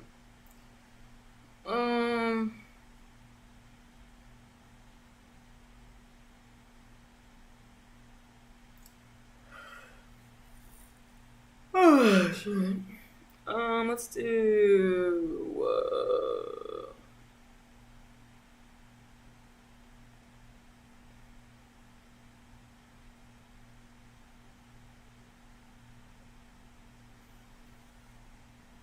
Clifton. Should we do Clifton? Alright, Clifton Rainey it is. Studio recording 16 tracks for his new mixtape, Cold Devil, which releases on December the 26th, 2017. This mixtape was the biggest release of Draco's career to date, cementing him as one of LA's foremost independent street rappers. Pitchfork reviewed the album positively, calling it the most compelling release of his career, and Draco backed up the tape with music videos of the most compelling songs. Flu Flamming was Draco's flagship anthem of being a home invader targeting the Asian community, laced with tongue-in-cheek lyrics about Mei Ling taking him shopping. He had other classic tracks like Big Bank Uchis and Out the Slums with 03 Greedo, with the videos for these tracks racking up millions of views and cementing Draco's place as one of LA's most popping rappers. But naturally, this didn't stop the haters, as people like former collaborator Scheme were releasing diss tracks aimed at Draco shortly after his release, but Draco wouldn't let the haters stop him, and he would continue promoting himself and his career. On December the 14th, 2017, Draco popped up alongside his brother Ralphie the Plug for his first major interview since being released from jail on No Jumper with Adam 22. And during this interview, he touched on a lot of interesting things, telling Adam about his intense withdrawals going cold turkey from codeine-based cough syrup whilst in jail, and detailing his massive weight loss as a result. Oh yeah, suffering, sweating, looking like a heroin addict in that motherfucker. Bitch, you gonna tell me? So you got a little skin here. What you were doing in there? She got at you like a crystal head. Draco also touched on people dissing him while he was in jail, acknowledging that his former friend Scheme had turned on him, and saying that RJ had been telling his crowds to hate on Draco. Scheme, who was your homie before? You had songs before with him, right? Yeah, I know. And then especially like I guess don't get it. No cloud. I don't know none of these. A lot of people want to know about the beef with you and RJ. Oh no, that before he was going all over the town and shit, making posters and signs and shit at the shows. Yeah. Draco.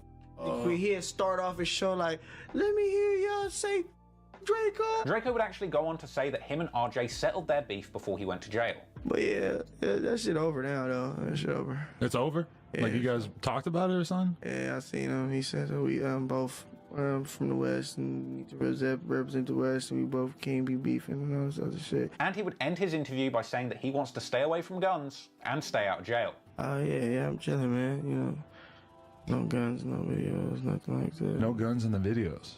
And that's a big change right there. Super Soaker 3000 or something. It was good to see Draco taking positive steps since his release, and from here he would continue pushing his career forward and racking up big wins. On December the 19th, he did a big sold-out show at the Observatory, and on December the 28th, 2017, him and Ralphie would release their new song, The Right Decision, where spray paint shown on a wall in the opening shot would reveal graffiti saying "Free Drakey, fuck Too Snitchy," a reference to the Stink Team member Too Shitty, slipping up and telling a prison house informant the details of the Red Bull murder. But sadly, once again, this, just like many other references to street goings on in Draco's songs and music videos, would end up being used against him by detectives, with the public diss towards a cooperating Stink Team member apparently being interpreted by detectives as witness intimidation, which they tried to use to escalate the charges against Draco. Somebody had tagged Too Snitchy about a guy who was Stink Team that had given some information to the police. So they tagged the witness intimidation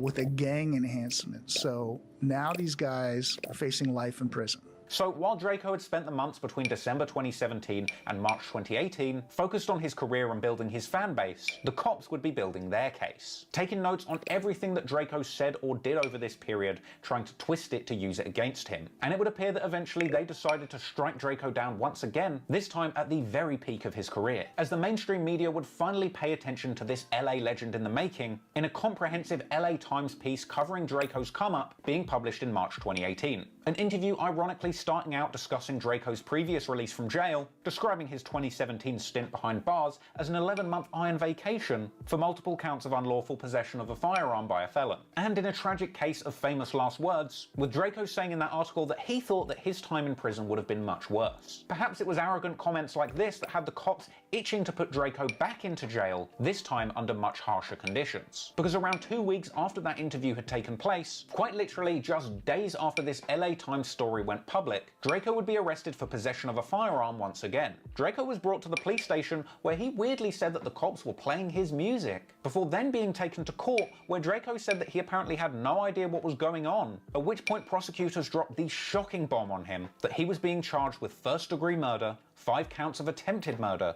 and conspiracy to commit murder in connection with Red Bull's death. These would be serious charges, and beating them would be no easy feat. But it wasn't just Draco in trouble. Other members of the Stink team were arrested as part of this case, like Ralphie and Ketchy, who were arrested in San Francisco whilst on tour with Shoreline Mafia, with the cops apparently using their Instagram posts to locate them. And Ralphie would later elaborate being caught up in this sudden Stink team sweep in an interview on No Jumper. Wait, where'd they get you? From San Francisco. So you went all the way up there just to get arrested for shit in LA? Thinking we cool, we Instagram, playing 2K and shit. As soon as we check in, they open the door, I'm laying on the bed, I look up, man, police coming, I'm like, man, this is bullshit. Homies laying outside, right. Towels and shit, no clothes on and shit. I thought I was supposed to be on tour. He drove all the way out there for 9 hours just to drive back 12 hours on the bus. So with the Stink team firmly behind bars, Draco would have to prepare for the fight of his life. A full-blown murder charge where the worst possible outcome might just be life in prison or even the death penalty.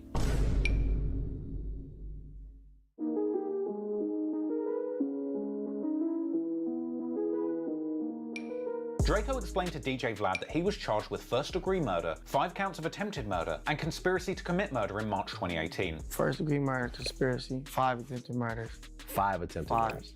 And 2 gun charges. It would later emerge that in addition to these charges, Draco was also being accused of shooting from a motor vehicle, illegal possession of a firearm, and criminal gang conspiracy. It's hard enough fighting a murder charge in 5 attempts, but the use of a gang enhancement, a law that's used to impose harsher punishments on those who commit crimes in furtherance of a gang, would see much more serious punishment for the crimes committed if found guilty. In the case of homicide, this meant that Draco was facing, at worst, the death penalty or life in prison. Draco was quite literally fighting for his life as a result of his supposed gang affiliations. But let's not forget, Draco doesn't claim to belong to a particular gang set. So in this case, the cops positioned the Stink team as its own LA street gang, with Draco being the leader, pointing to the Stink team, aka the Too Greedy family, as a squad of home invaders made up of members of rolling Crip gangs. Prosecutors said that the Stink team was a gang with around 20 to 30 members, even pointing out that the Asian-inspired logos that they use are a reference to robbing the homes of Asian people, and a common identifier of the Stink team as a street gang. Draco would later tell DJ Vlad that he felt that the cops were simply trying to make him guilty by association for wild things that his gang-affiliated friends were doing completely separate to him. We're gonna put these people and make it seem like, well, he's hanging around with him, this is his close friend, they're going around starting problems, shooting at people, whatever they alleging lies that they saying happened. And basically that's how they tried to get the gang charged with the indictment. Well, they indicted us on that charge anyway, so I didn't get that until after the indictment. Despite the cops' fairly misinformed opinions on Draco's gang membership, the case was even more flimsy under the surface. Because one of the most absurd pieces of evidence supposedly proving Draco's gang membership was his rivalry with RJ, with court papers citing RJ's affiliation with the Athens Park Bloods and RJ's ongoing competitive rap rivalry with Draco as evidence of an ongoing all-out gang war between the two groups, with Draco telling Vlad that the cops were trying to use the RJ beef to pin gang affiliations on him. They didn't have nothing, so I guess they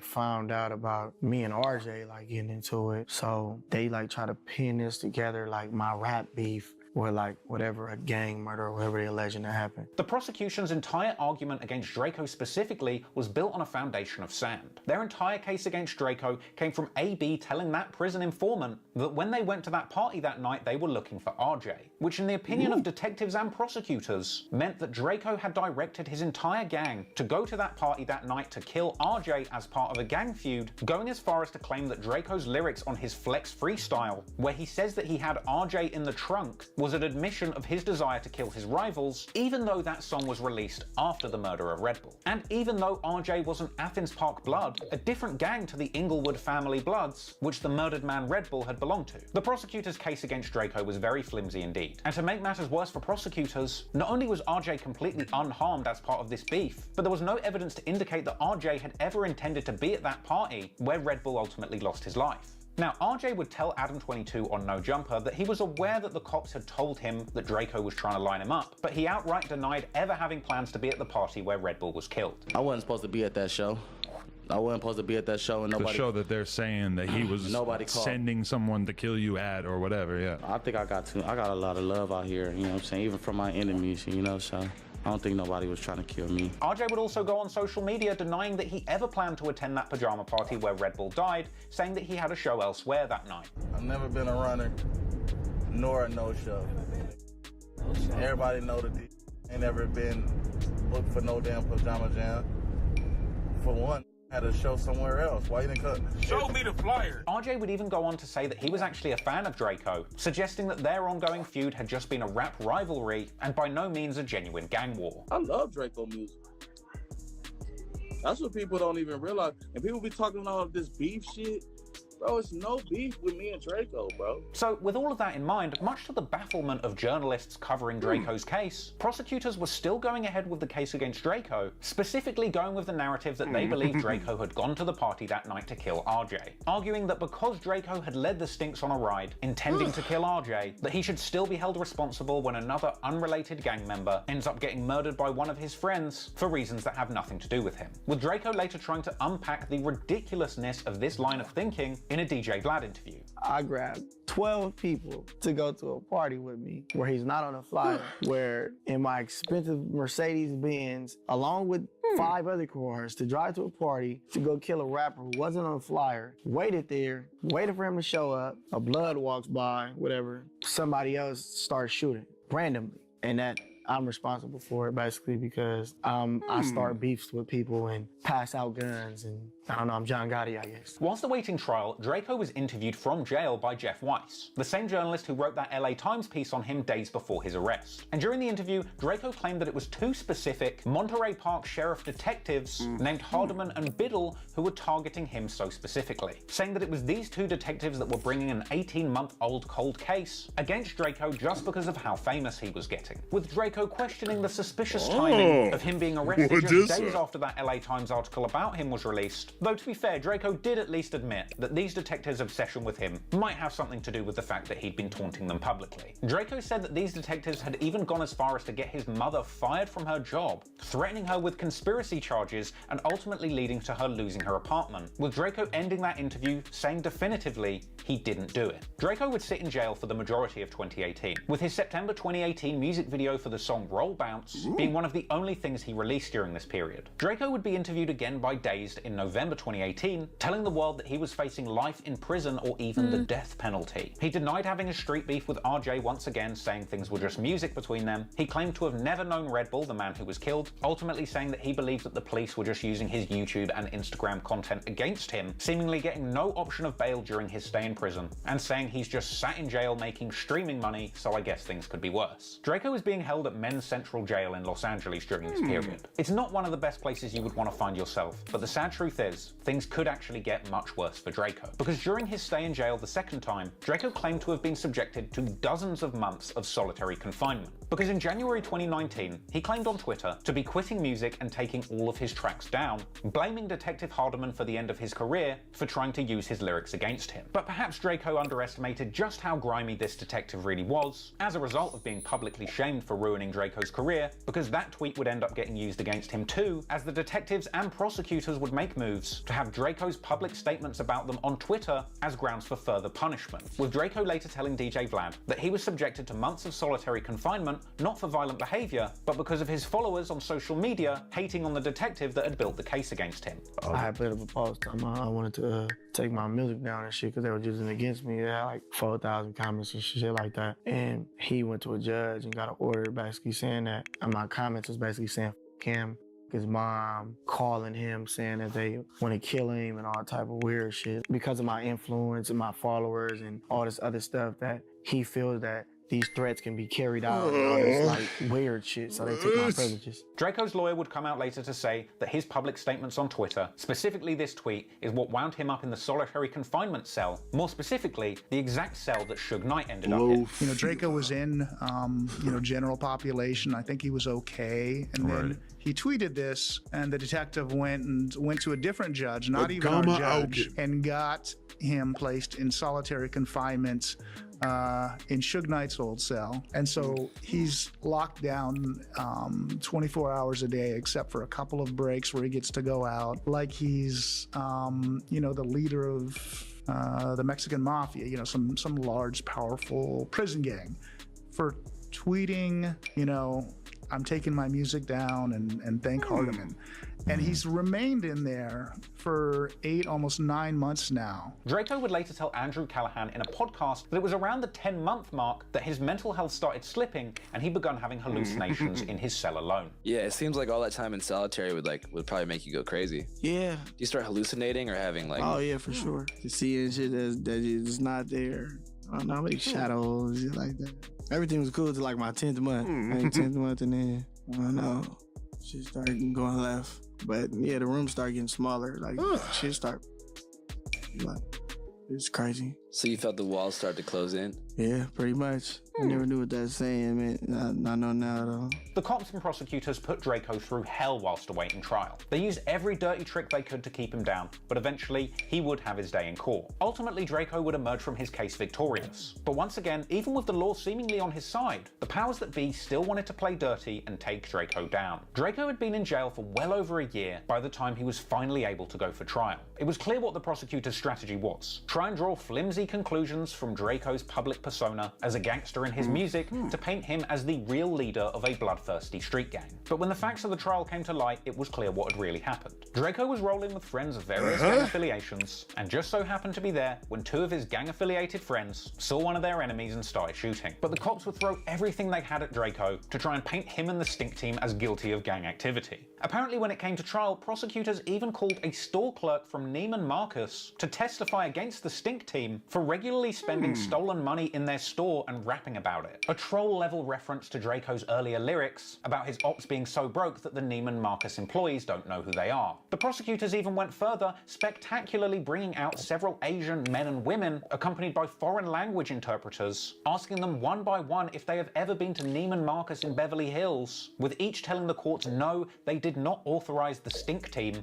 to spend thousands of their stolen dollars on high-end clothing. The cops were really doing everything they could to try and make this case stick to the stink team. And despite the fact that both of the killers in this case, Kells and AB, as well as stink team member 2 Shitty, had all made incriminating statements to undercover informants in jail, a great deal of additional testimony at the trial would come from former stink team member turned snitch, Solo, real name Davian Irving, who would become state witness and testify against the stink team after being the only person positively identified by the police as being at the crime scene. Solo was offered full immunity in exchange for any info about the case, with him going full 6ix9ine, taking the stand and telling the entire story of what happened that night when the stink team ran into Red Bull. Solo broke down the details of that night minute by minute, telling the court that they were at Draco's house before the party, but also saying specifically that Draco had no idea that the shooting was going to occur. Solo was the perfect witness to convict the real killers, Kells and AB, but the cops wanted Draco and the truth didn't fit in with their narrative. So they would continue to bring up the beef between Draco and RJ and make immense effort to connect the murder of Red Bull to Draco's music. And to be fair, they would have a few good leads, because once investigators had determined the guns from the shooting, from both the bullets left at the scene and AB's confession that a 38 and a 40 were used, the cops would eventually find the 40 Glock that they believed had been used in the murder, and in an effort to connect the stink team's alleged crimes to their music, detectives would take a closer look at Draco's recent music videos. That's when they found the video to that track Chunky Monkey from a month before the murder, where Draco, Kells and Ralphie danced around in gorilla masks and toted guns. The Chunky Monkey music video featured a lot of extreme extreme close-ups of guns. In fact, this music video was so well shot that several of the guns appear on screen with their serial numbers on display in glorious 4K.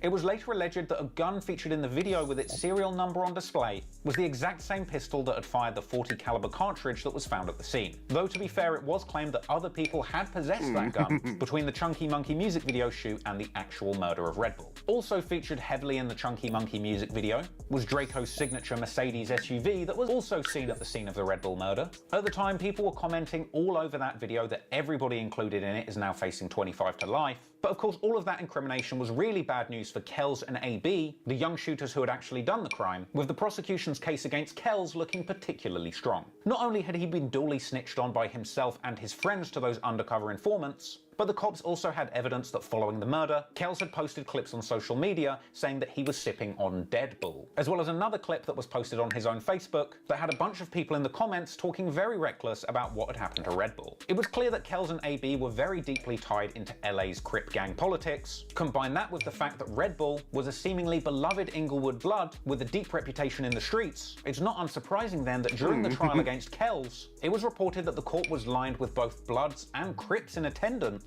to show support and pressure respectively, with the heavy Blood and Crip presence on both sides apparently leading to a courthouse brawl where somebody was stabbed during the trial. Things were getting real in the Compton courthouse, but ultimately that wouldn't matter. Draco's co-defendant Kells, real name Michael Buchanan, was ultimately convicted of murder and multiple accounts of attempted murder with the gang enhancement, avoiding the death penalty but receiving a full life sentence, with the other shooter AB being under 18 at the time of his trial, and at this point it's unclear whether or not he faced trial privately as a juvenile, with the results not being made public, or perhaps due to delays in the legal system, maybe he's not even gone to trial at all yet. But with all of the evidence against him, you can safely assume he probably got a similar outcome to Kells. Meanwhile, Ralphie the Plug was convicted of second-degree burglary and possession of an assault rifle with a gang enhancement. But of course, the most eagerly anticipated outcome of the whole trial was for Draco himself. His trial would last a whopping 8.5 weeks, during which apparently 2 black jurors were removed from the case after expressing concern that the gang evidence used against Draco was not accurate. But no matter how many dirty tricks the prosecutors tried to pull against Draco, in the end he was victorious. So on July the 25th, 2019, at a Compton courthouse, Draco the Ruler would finally be acquitted of murder and attempted murder. He would tweet in celebration, "For everyone that thought I was gonna lose, I won, bitch." But sadly, things were far from over for Draco, because despite beating the most serious charges of the case, he was still convicted of felony gun possession by a felon. Meanwhile, 2 other counts of criminal gang conspiracy and shooting from a motor vehicle returned a hung jury. So, even after beating the trial of his life, getting acquitted of murder, and narrowly avoiding the death penalty, Draco's life would still be in the hands of prosecutors, who now, embarrassed after being duly battered at trial by Draco the Ruler, would now be desperate for a dirty trick that they could use to try and keep Draco in jail for as long as possible, with no justification.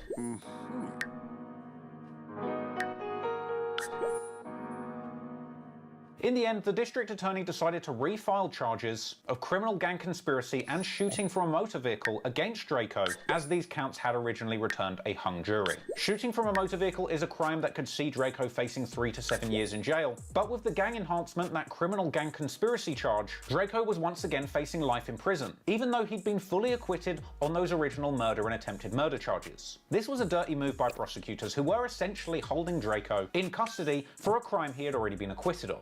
If the jury had already found him innocent of murder and attempted murder, it was quite the stretch to suggest that he had still shot from a car and been involved in the conspiracy, but clearly the prosecutors had a grudge against Draco after losing in court over the main charges. And of course, if keeping Draco in prison after he was acquitted wasn't enough, prosecutors also made sure that during this time, Draco was still held in solitary confinement. But somehow this didn't stop Draco from still managing to get access to a phone and tweeting about his case, with Draco taken to the net in September 2019, telling the world that he was essentially being charged for the same crime that he got acquitted for a few months previous, saying enough is enough, and acknowledging he knows detectives are just trying to get justice for the victim's family, but surely his acquittal and Kells's conviction would mean something to prosecutors. It didn't. And the cops would do everything they could to keep Draco in jail after his acquittal, with Draco's lawyer later telling No Jumper in an interview that he believed that the cops and prosecutors were seeing Draco as a trophy. It's a trophy. He's a trophy. You know, a big fish for them to try to take down. Because you know they're humiliated because they didn't get him the first time around. So they're like, oh, let's double down. Let's really go for this again. Draco's new trial was set for August in 2020, meaning that he would have been in jail for over a year following his acquittal for murder. It's truly crazy when you think about it. But fortunately in the end, after so much bad luck and an additional year sat in jail unjustly, Draco would finally catch a break. As the LA County District Attorney who had had a vendetta against Draco, Jackie Lacey, would end up losing her job, partly the result of a terrible track record, refusing to prosecute a number of police shootings as well as Harvey Weinstein, along with her own husband even catching headlines for threatening to shoot and kill BLM protesters. So in November 2020, a new district attorney would be on the scene, potentially looking to save face over just how badly Draco's case had been handled. And after this change of administration, Draco the Ruler ended up being offered a plea deal from the new DA who dropped the original gang conspiracy charge that had saw Draco facing life, allowing him to accept a guilty plea for shooting from a motor vehicle, a crime that he continued to deny, saying that he was essentially forced to plead guilty for a crime he did not do just to get out of prison. So you took a plea deal for a crime you didn't commit? Basically, like everyone else that takes crime, plea deals for crimes that they commit, take gang enhancements, take stuff. So after a cumulative 3 years battling for his life in jail and quite literally beating the death penalty, Draco would finally be a free man again. But hell, on these dangerous LA streets, even being free wouldn't be easy. Because upon his release, Draco the Ruler would be returning to a snake pit, as the LA rap scene that he had left behind all those years had flourished, with Draco's former enemies building strength and new alliances while he was behind bars. Meaning that when Draco was released, he would have to fight for dominance in the rap game once again. And considering just how dangerous LA's street rap scene is, he'd be risking his life every step of the way.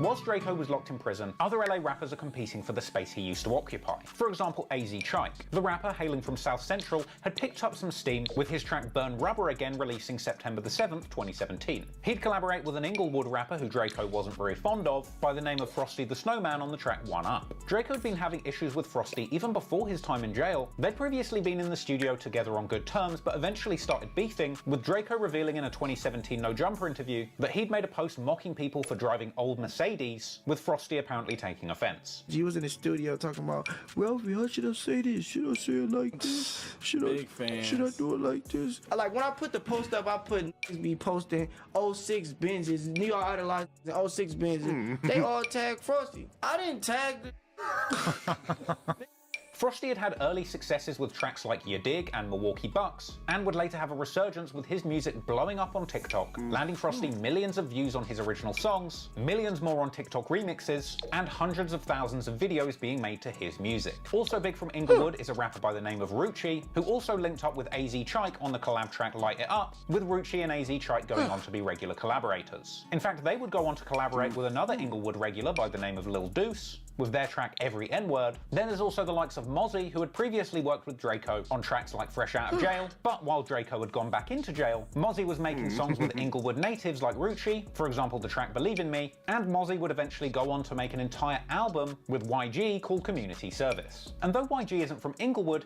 he probably is the most prominent person in the LA music scene to have a grudge against Draco. Basically, if you're an LA rapper with any kind of ties or friends in Inglewood, you and Draco probably aren't going to get along. And with Draco now finally getting out of jail, it wouldn't take long for old beefs to evolve, reignite, and get cracking once again. With the sad truth being, after narrowly escaping the death penalty and life in prison, with his newfound freedom, Draco's life would be in danger more than ever.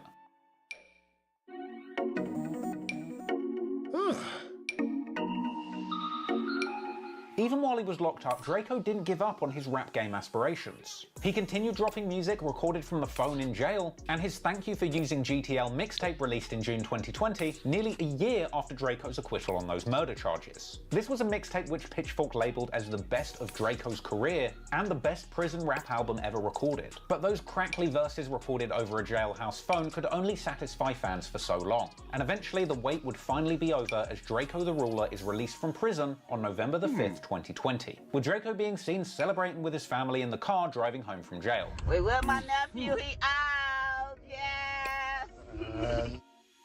I'm not. Swore I wasn't finna get out. What happened? Yeah. A couple of days after his release on November the 7th, 2020, Draco goes on a big IG Live rant getting 3 years of raw emotions off of his chest. He said that when he was facing the death penalty, no one in the LA scene stuck up for him because he was taking their shine. But now he's back, there is no way he's falling off again.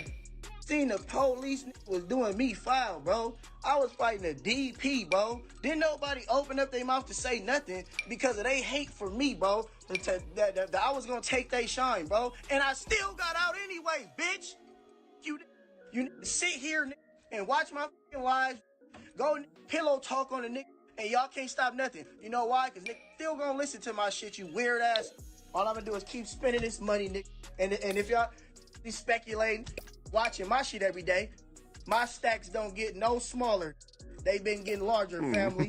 That gonna fall off, not me, buddy. I don't do that. I don't fall off, buddy. When I first got out, I came out with a bundle. I remember every call that wasn't accepted, nigga. Keep that same energy, bitch ass. I'm the reason that I was able to feed they motherfucking kids while I was in jail, nigga, for stealing my motherfucking style and getting on off that shit, bitch. These niggas try to beat me so much, bro. They start having the attitude like they really me. I've been holding this shit in for 3 years, bro. These is weirdos, bro. How many out of all these that niggas seen out here, bro, that was rapping like a doing all this shit, bro, did y'all see post me when I got out? All I'm gonna tell you, bitch ass rap, stay out my way, nigga. Cause soon as you think like, oh damn, that tape gonna fly out, I'm gonna drop another one. Then I'm gonna drop another one. I'm the realest rapper from LA motherfucking county, nigga. Name one rapper that was out here, nigga, that nigga beat some shit I beat. Please tell me. Favorite rapper nigga ain't never even been to jail for the shit I've been to jail for. Can't no LA rapper that's out here mainstream say he beat a murder, attempted murder, 5 attempted murder, and a DP. Draco was getting heated on this rant and even ended up comparing his case to Louisiana rap legend Lil Boosie's case, suggesting that Draco beat bigger charges. And Lil Boosie had 1 murder. I had a murder, 5 attempted murder, and a conspiracy. I got Lil Boosie beat. What's wrong with niggas? At a certain point, Draco began to ponder whether or not his ops were snitches because they had guns in their videos but never seemed to go to jail. But you want to be politicking on me? You niggas probably would have told. Let's read about these have guns in their videos, be big rags and all that, bro. All that is super gang members, got toolies all the time and all that. Why don't these niggas ever come to jail? It's talent, that's why. These was talent. That's what it is.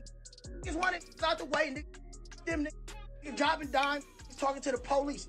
But more important than dunking on the ops was feeding the fans, who were much more interested in Draco returning to the booth than settling scores with old enemies. And Draco would eventually return to the music scene with a bang on the 9th of November 2020, releasing his first music video for the song Fights Don't Matter. A song all about shooting your ops 33 times, because fights don't matter when you can kill your enemy with a gun. The video landed over 150,000 views on its first day, at which point Draco knew that his rap career was back in full swing. And naturally, it didn't take long for his competitive streak to come out. Draco would go live again on November the 13th, dissing Frosty, saying he's not on Draco's level. Frosty is not on my level.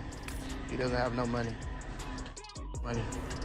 He's not on my level. Then on November the 16th, 2020, Draco, fresh out of jail, appears for his first extended interview on the No Jumper podcast. It was good to see Draco free and speaking openly again, but it was abundantly clear just how much pain and suffering he'd been through during his incarceration. He told Adam that he was in solitary for around 18 months and was traumatized by the sound of the door locking behind him. But yeah, I was there for a long time. I was in the worst place you could be in there.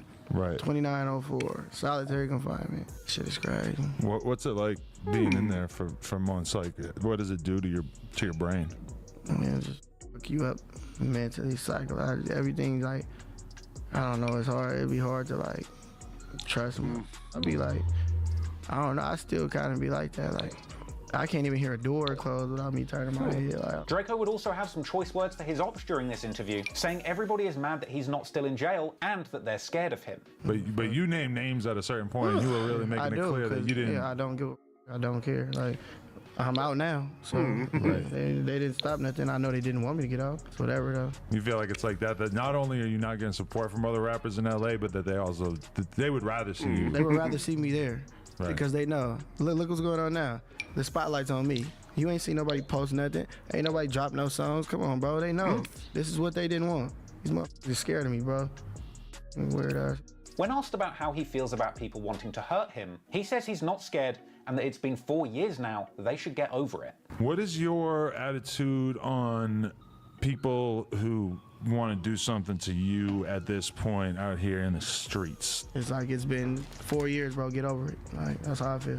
But thankfully, Draco did end the interview with something sensible, saying he no longer wants to go around hanging out in the hood because nothing good could come of it. There ain't no reason for me to keep coming anyway. It's not nothing over there, but like, there's nothing over there but trouble. It was good news that Draco was out of jail, seemingly focused on staying out of trouble and moving forward positively. And of course, the most important thing when it comes to staying out of the streets is staying in the studio. And so, after spending a couple of years only able to release songs recorded over a prison phone, on the 1st of September 2020, Draco finally drops his latest mixtape, We Know the Truth, his first studio release since getting out of jail after beating those murder charges. The project had the track 20 Pieces, where Draco gleefully celebrates beating his charges whilst bragging of having a grand total of 20 chains around his neck, with Draco rapping the defiant lyric, "All 12 jurors not guilty, beat it," beginning Draco's ongoing trend of using lyrics in his songs to brag about having convinced all 12 jurors of his innocence at his trial. There wasn't a great deal of remorse or sensitivity on the project. Elsewhere on there, Draco raps about Randy mossing a body and feeling like John Gotti after beating the charges. Ultimately, this project was Draco's triumphant return to the game and his victory lap after beating the supposed body, and with these celebratory lyrics in mind, it's no surprise that Draco's enemies weren't really feeling this project. In response to Draco's new release, a post would begin to circulate on social media saying that Draco's music is banned from being played in the city of Inglewood. The post says that if you're caught playing Draco's music from your car in Inglewood, you're gonna get pulled out of it like Grand Theft Auto. This post prompted defiant Draco fans to drive into the heart of Inglewood playing his music, something which Draco himself was eager to repost. But the issues didn't stop there. Draco's ops were ready to get at him on records too, and soon AZ Trike will drop his new diss track, Clear the Air, aka Welcome Home, aimed at Draco. The song was a lyrical warning shot to Draco where he disses the Stink Team, saying he doesn't rap anything like Draco, and acknowledging Draco dissing him in his IG lives. It was clear that Draco's return to the rap game wasn't going to please everyone, but he would continue pushing his career forward regardless. Spending much of December 2020 doing interviews to promote his new project, on the 5th Draco would appear on Vlad TV, retelling the insane story of his come-up and his time in jail. Then after that, on December the 9th, he did the Break Check podcast with Andrew Callahan, telling Andrew that he doesn't feel he gets a lot of love since he got out of jail. I didn't think it was gonna be like this. Like, I thought it'd been like more love from people. Apparently they feel like I'm gonna take their spot. So a lot of people been like hating on me and shit. That sucks, man. He also told Andrew that his time in jail made him never want to go back. Do you feel like it still affects you to this day, all that time you spent in there? Yeah, for sure. Because I always think every day. I mean, it kind of helps me though, because every day I think like I never want to go back to jail. Like I never want to go through this again. So anytime I like drift off and think about like doing something that potentially make me go to jail, I always think like that's not where I want to go. Like, that's not where I want to be. I can't even. I've been up for 2 weeks straight. I haven't been able to sleep because every day I've been thinking like, man, damn, I'm really out. Damn, I can't go back to jail. I can't do this. He also said ominously that he believes that people are after him at all times. I can't even play like that anyway because people want to get me. You know, people are out to get me. Police, regular people. So I can't even be slipping like that to where somebody catch me. Like, you got a lot of people. Draco would certainly have to look over his shoulder as he continued to navigate the dangerous world of LA's street rap politics. But lucky for Draco, while the ops in his city were hating on him, some of the biggest names in the rap game were loving his music. As on the 19th of December, Draco would tease a new song featuring the biggest rapper who has ever lived, Drake, along with a caption telling his ops that he's on a whole different level to them. Draco revealed that his collaboration with Drake was set to appear on his next full-length project, The Truth Hurts, before going on a furious rant at everybody who switched on him while he was in jail. I'm the same nigga though. Remember that. I never switch up. Switched up on me. You know, hating, all this clown ass shit. Remember though. Nobody went to when I was in jail. Nobody went to do none of this. Nobody gonna be trying to hit me up now, and that's cool and all. But I'm not with you. Remember that, bro. I've been. I'm not. I've been getting money. I've been doing shit, bro. I am, bro. Remember that. Not so when you get to sitting at home thinking that, oh, maybe y'all could me and maybe y'all on the same level as me, y'all not, period. Clearly, Draco was lining up some big moves and planning to dunk on everyone who didn't believe in him or who wasn't there for him. And while Draco was moving on from the people who let him down in the past, he was also expanding his team and putting new people on. He'd pop up with a verse on the Ruth's Chris freestyle, with new Stink Team member Remble on December the 23rd, 2020, with Draco's verse on this song being extremely provocative towards his rivals. Draco would rap on the song telling his ops to quite literally come and find him if they want him. He invites his ops to hop off Twitter and come and shoot him in real life, followed by him bragging that he hangs around with real killers. He says that the Stink Team members go for celebratory meals at Ruth's Chris every time they kill a new op. And Draco would end the song with his latest offensive catchphrase towards his ops, "He's never coming back and that's that." Draco was really wearing his body-beating badge with pride, even though the official version of the story suggested Draco had nothing to do with the killing that landed him in jail. No doubt many of these lyrics would have offended Draco's ops and had them looking to cause him harm. And it seemed that over the course of 2021, Draco would get much more dark, spending the majority of his time focusing on old feuds and provoking enemies, parading his gang affiliations and criminal background in his lyrics and on social media. Most notably was in January 2021, when Draco went live on Instagram with Kells, who was still in prison after being sentenced to life for the murder of Red Bull. All while fans piled into the comments saying free Kells. They know what the f going on. They know what's going on. They can't take it though. Like, you can't take it. It's hurting their head. Yeah, all right. Try it if you want to. I ain't got nothing to lose. No game. There's nothing they can say. There's nothing they can say, bro. Yeah, all right. Yeah, they should have been in that courtroom then. When we was right there facing the electric chair. So high. We was facing the electric chair on the dead homies. Your whole family doing backflips. Well, I have to tell your mama do a backflip. The same month he went live with Red Bull's Killer, Draco would also drop the music video for Mr. Mosley Claps Back, a song once again featuring that controversial lyric, "He's never coming back and that's that," as well as a menacing outro where Draco repeats that line and tells whoever's listening, "Face it, bruh, like you can sit there moping around sitting on the couch. I know you're going through some shit though, but just face it, bruh, like he's never coming back and that's that. You hear me?" Draco was really doing the most to get a rise out of his ops. But that doesn't mean his enemies weren't pushing their musical careers forward either. Because around this time, other rappers with ties to Inglewood are making big moves too. Like Lil Deuce, who dropped his track Outside, a Tiny Young freestyle, in February 2021, which went on to rack up over 1 million views. That track coming along with a music video showcasing an army of people who Draco has issues with. Just over a week after that song dropped, on February the 11th, Draco would go live talking on his ops being fake and staying solid in prison. Come out here and I'm get along and then be trying to pull that cord like you can do whatever you want to. No, like I forgot. Yeah, like they didn't find 10 choppers in my house. Like I'm not fighting the DP. You niggas is rapping.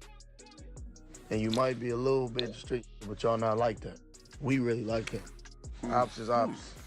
My ops is other ops. And all that. Why ain't nobody touch me in prison? Why ain't nobody touch me? Yeah, because niggas know better. Some what they looking for me. No, can't be looking for me because I hang out every day. Every day. Every day. You be like, damn, bro, why you be hanging out that all day, bro? You need to go in the house. Because nobody's ain't gonna do nothing. Then, on February 24th, 2021, Draco would drop his new project, the much-anticipated The Truth Hurts mixtape, featuring a cover where Draco stood in front of his beloved Rolls-Royce Dawn convertible, holding one of the umbrellas that the car famously comes with. The project also featured the track Talk to Me, featuring Drake, which, despite not getting a music video, went on to become Draco's most played song on Spotify, racking up a whopping 41 million spins to date. The project also included the song Pow Right in the Kisser, which did get a music video and saw Draco and the whole Stink team goading their ops with incredibly disrespectful lyrics. Draco says "pow" right in the kisser every few seconds of the track, whilst him and other Stink team members rap offensive disses to their ops, trying to cause as much offense as possible before Draco jumps in with the ad-lib "pow" right in the kisser. On the song, Draco also brought back his disrespectful catchphrase "he's never coming back and that's that," as well as a long outro where Draco once again tells his ops to get over it, saying all this stuff happened 3 years ago and they need to let go of this grudge. Draco was really going hard to pile disrespect onto his ops during this period. But at this point in his career, I mean, he's collaborating with Drake, the most successful mainstream rap artist to ever live. He really didn't need to be mocking his ops at every opportunity and putting a target on his back. Perhaps Draco was too street to transition into the music industry fully. Or perhaps all those years in solitary confinement just changed him. because he seemed to come out of jail with a lifelong grudge against his ops that he simply couldn't move on from. But whatever it was, Draco just seemed incapable of letting the past be the past and leaving his beefs in the streets. And over the course of 2021, Draco would spiral deeper and deeper into his feuds with gang-affiliated LA rappers, with this feud being made much worse by the tragic and unrelated passing of one of Draco's closest friends, which naturally the ops would be mocking at every opportunity.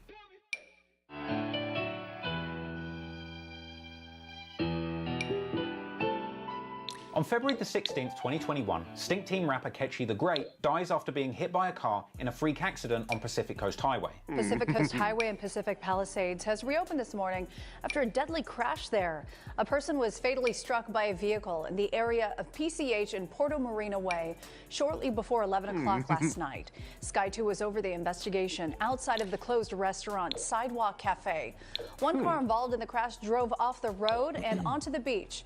The identity of the victim has not been released. Draco mourned the loss of his close friend and collaborator on Twitter, as did many other titans of the rap media game. But soon Draco would take to IG Live to make sure the world knew that Ketchy's death was an accident unrelated to the ongoing beef. You got hit by a car, bro. But you know how these gonna get, No, that didn't happen, bro. That didn't happen, bro. It's on the news, bro. It's on the shit, bro. You got hit by a car by some pedestrians. Nah, you know they finna start, though. Finna be popping it like doing something that didn't happen. You know how these be. You want to claim bodies that they ain't do. And it seemed as if Draco was right, because soon after this, the likes of Lil Deuce was on Twitter celebrating Ketchy's death, even going as far as to drop his exact location for anybody looking for him after those tweets. Draco would clap back on Twitter, calling anybody disrespecting Ketchy a homophobic slur, as well as going on IG saying that anybody that's cool with Inglewood is a target for his team, even if they're not from LA. Any dude hang with him, if you from out of town, you hang with, if you getting chipped to, straight up. All that playing shit. I just talked about this shit the other day, bro. Just talking about, I don't be tripping up, coming out here and with niggas I don't give a where you from. I don't give a if you're from Alaska, none of that shit. You with you getting chipped. I don't care where you from, Texas, any of that shit. You could be from the Bay, Sacramento. You come out here,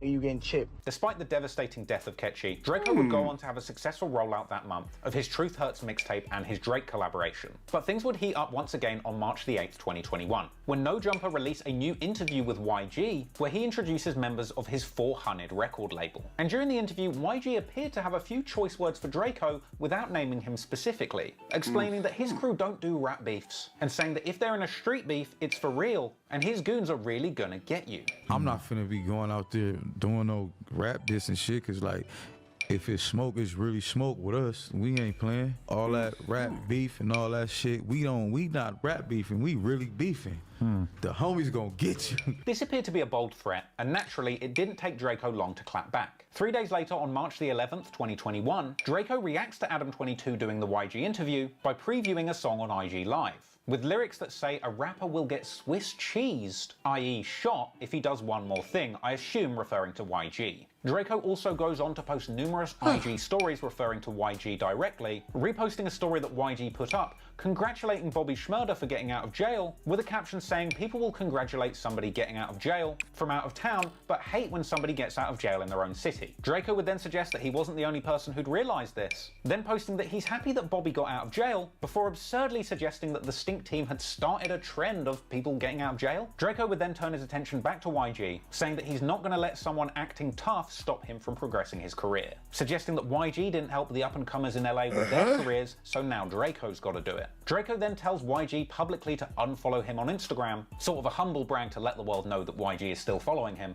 A week after that, Draco goes live on Instagram, dissing YG again, as well as Snoop Dogg and Boosie for not being independent and not beating charges as bad as the ones he beat. I said what I said. Just keep tagging all that. First of all, just keep saying all this. Oh, what about Kenny? What about YG? Not independent. What about Snoop Dogg? He beat a murder, not the death penalty. What about this? What about Lil Boosie? He beat one murder. I beat one murder. Attention, nigga. Conspiracy. Yeah.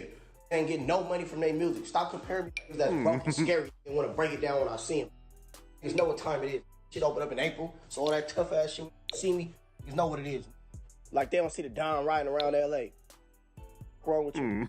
Clearly, Draco was eager to disrespect his ops, but after the loss of his close friend Ketchy the Great, his enemies wanted to do the same thing right back to him. The following month, on April the 9th, 2021, Inglewood-affiliated rapper Ice Water Rock drops a Draco and Ketchy diss song called Ketchy Pack, a song primarily focused on mocking Ketchy the Great's death and showing utmost disrespect by driving over tomato ketchup packets in his lowrider and spilling ketchup on the ground. But while the ops were going low, Draco was going high, because a week after that incredibly disrespectful Ketchy diss song dropped, Draco went mainstream, with his feature on Saweetie's song Risky releasing, giving Draco the chance to showcase his talent to a much more mainstream pop audience. Sadly, Draco's style wasn't necessarily what the mainstream was looking for, with many commenters not entirely happy with Draco's performance on the track. But that didn't matter, because Draco was an independent artist, and the last thing he cared about was impressing a mainstream audience. And so 3 days after that, he would go on to drop a much more independent release, a collab album with his brother Ralphie the Plug titled A Cold Day in Hell. This included more disrespectful songs aimed at his ops like Just Retire, where he says, "I'm the reason that all your homies are dying. The only way I see us having it is my way. He's never coming back and that's that, just retire." Then on May the 6th, the Long Live the Greatest music video drops, where we see Draco paying his respects to Ketchy, with the music video showing Ketchy's funeral in great detail, along with documentary footage of the Stink team attending the ceremony. From here, Draco would continue to be active in the rap scene, making big moves. Being seen on May the 13th, 2021, hanging out with Drake after the successful release of their collab. Yeah. My big dog, man. Yeah, you know what's going on. Two Drakes, man. Yeah, that boy. They can't stop it, man. Yeah. They can't stop two Drakes, boy. man. Big Drakes on Yeah. Then on May the 22nd, Draco would be seen on social media playing a Frosty song and celebrating him being out of jail, I assume, doing what YG was supposed to do. Yeah, man, welcome home, man. I need some help. Ultimately, Draco's fake positivity towards his ops would have its limits, and soon some of Draco's enemies would end up doing something so offensive they would offend the whole of Los Angeles. At the end of May 2021, another Inglewood blood, who was known to socialize with Frosty by the name of Baby Capone, would deface the mural of Nipsey Hussle outside of his Marathon clothing store where he lost his life, tagging IFGB and his own name over Nipsey's face, much to the disappointment of locals with the utmost love and respect for Nipsey. Capone, huh? Capone. Yeah. Wall banging Capone, okay. Yeah. After the incident, Capone would go live with another blood from his hood by the name of Indian Red Boy, laughing about the incident, dissing other hoods, and claiming to be 6OK or rolling 60s killers. You know what's going on, dead on me. You know what's going on, bitch, dead on me. You know what's going on, bitch. Stop playing with us, bitch. Not long after this went down, Draco himself would come out to diss Baby Capone and the whole of Inglewood, telling the world that these are the people that he's beefing with. These are the that don't like me, bro. These are the people that don't like me. These are the type of people that they are. Oh, you just over-exaggerating. All right, now you see. The same I've been telling you was hoes. I've been telling bro. Now you wanna what you wanna wait for now? You wanna wait till cross Nipsey face out and do all this on the wall? That these hoes, I've been saying this from the jump. Wow, yeah, bet all y'all dumbass look stupid as a mother. Now these y'all wanted to group up and click up with it and all that and go against me. Then on June the 1st, Draco goes live telling his followers that his ops don't last long and that they should check the scoreboard. They don't make it too long though. They either end up dying or like catching something or like woo! Scoreboard! Scoreboard! I'm done. The scoreboard is crazy. Draco clearly had the ops in Inglewood on his mind during this period. On June the 11th, he goes live on IG once again, this time with a pinned comment saying who wants to fight Draco from Inglewood. And during that live, Draco says he never lost a fight in jail, going on to say the Stinks beat up Inglewood in prison, even Red Bull specifically. Inglewood versus Stink team? Yeah. We know that no wins. Dead homies beating the shit out. Yeah. Ask everyone in the county jail. This rap shit on it. Dead homies. County jail, no wins on none of the homies. Dead homies. Yeah, catch up, Mel, slapped Hangout. My brother knocked J Bird out. Yeah, what? Red Bull beat his ass. Talk about Seven Flame beat his ass. Dead homies. Yeah, no wins. Oh, the rap cat. I'm tired now. I meant to make Clifton, but I fucked up and I made this cute little motherfucker right here. So that's Jamila. He's cute, isn't he? Alright, I'm out.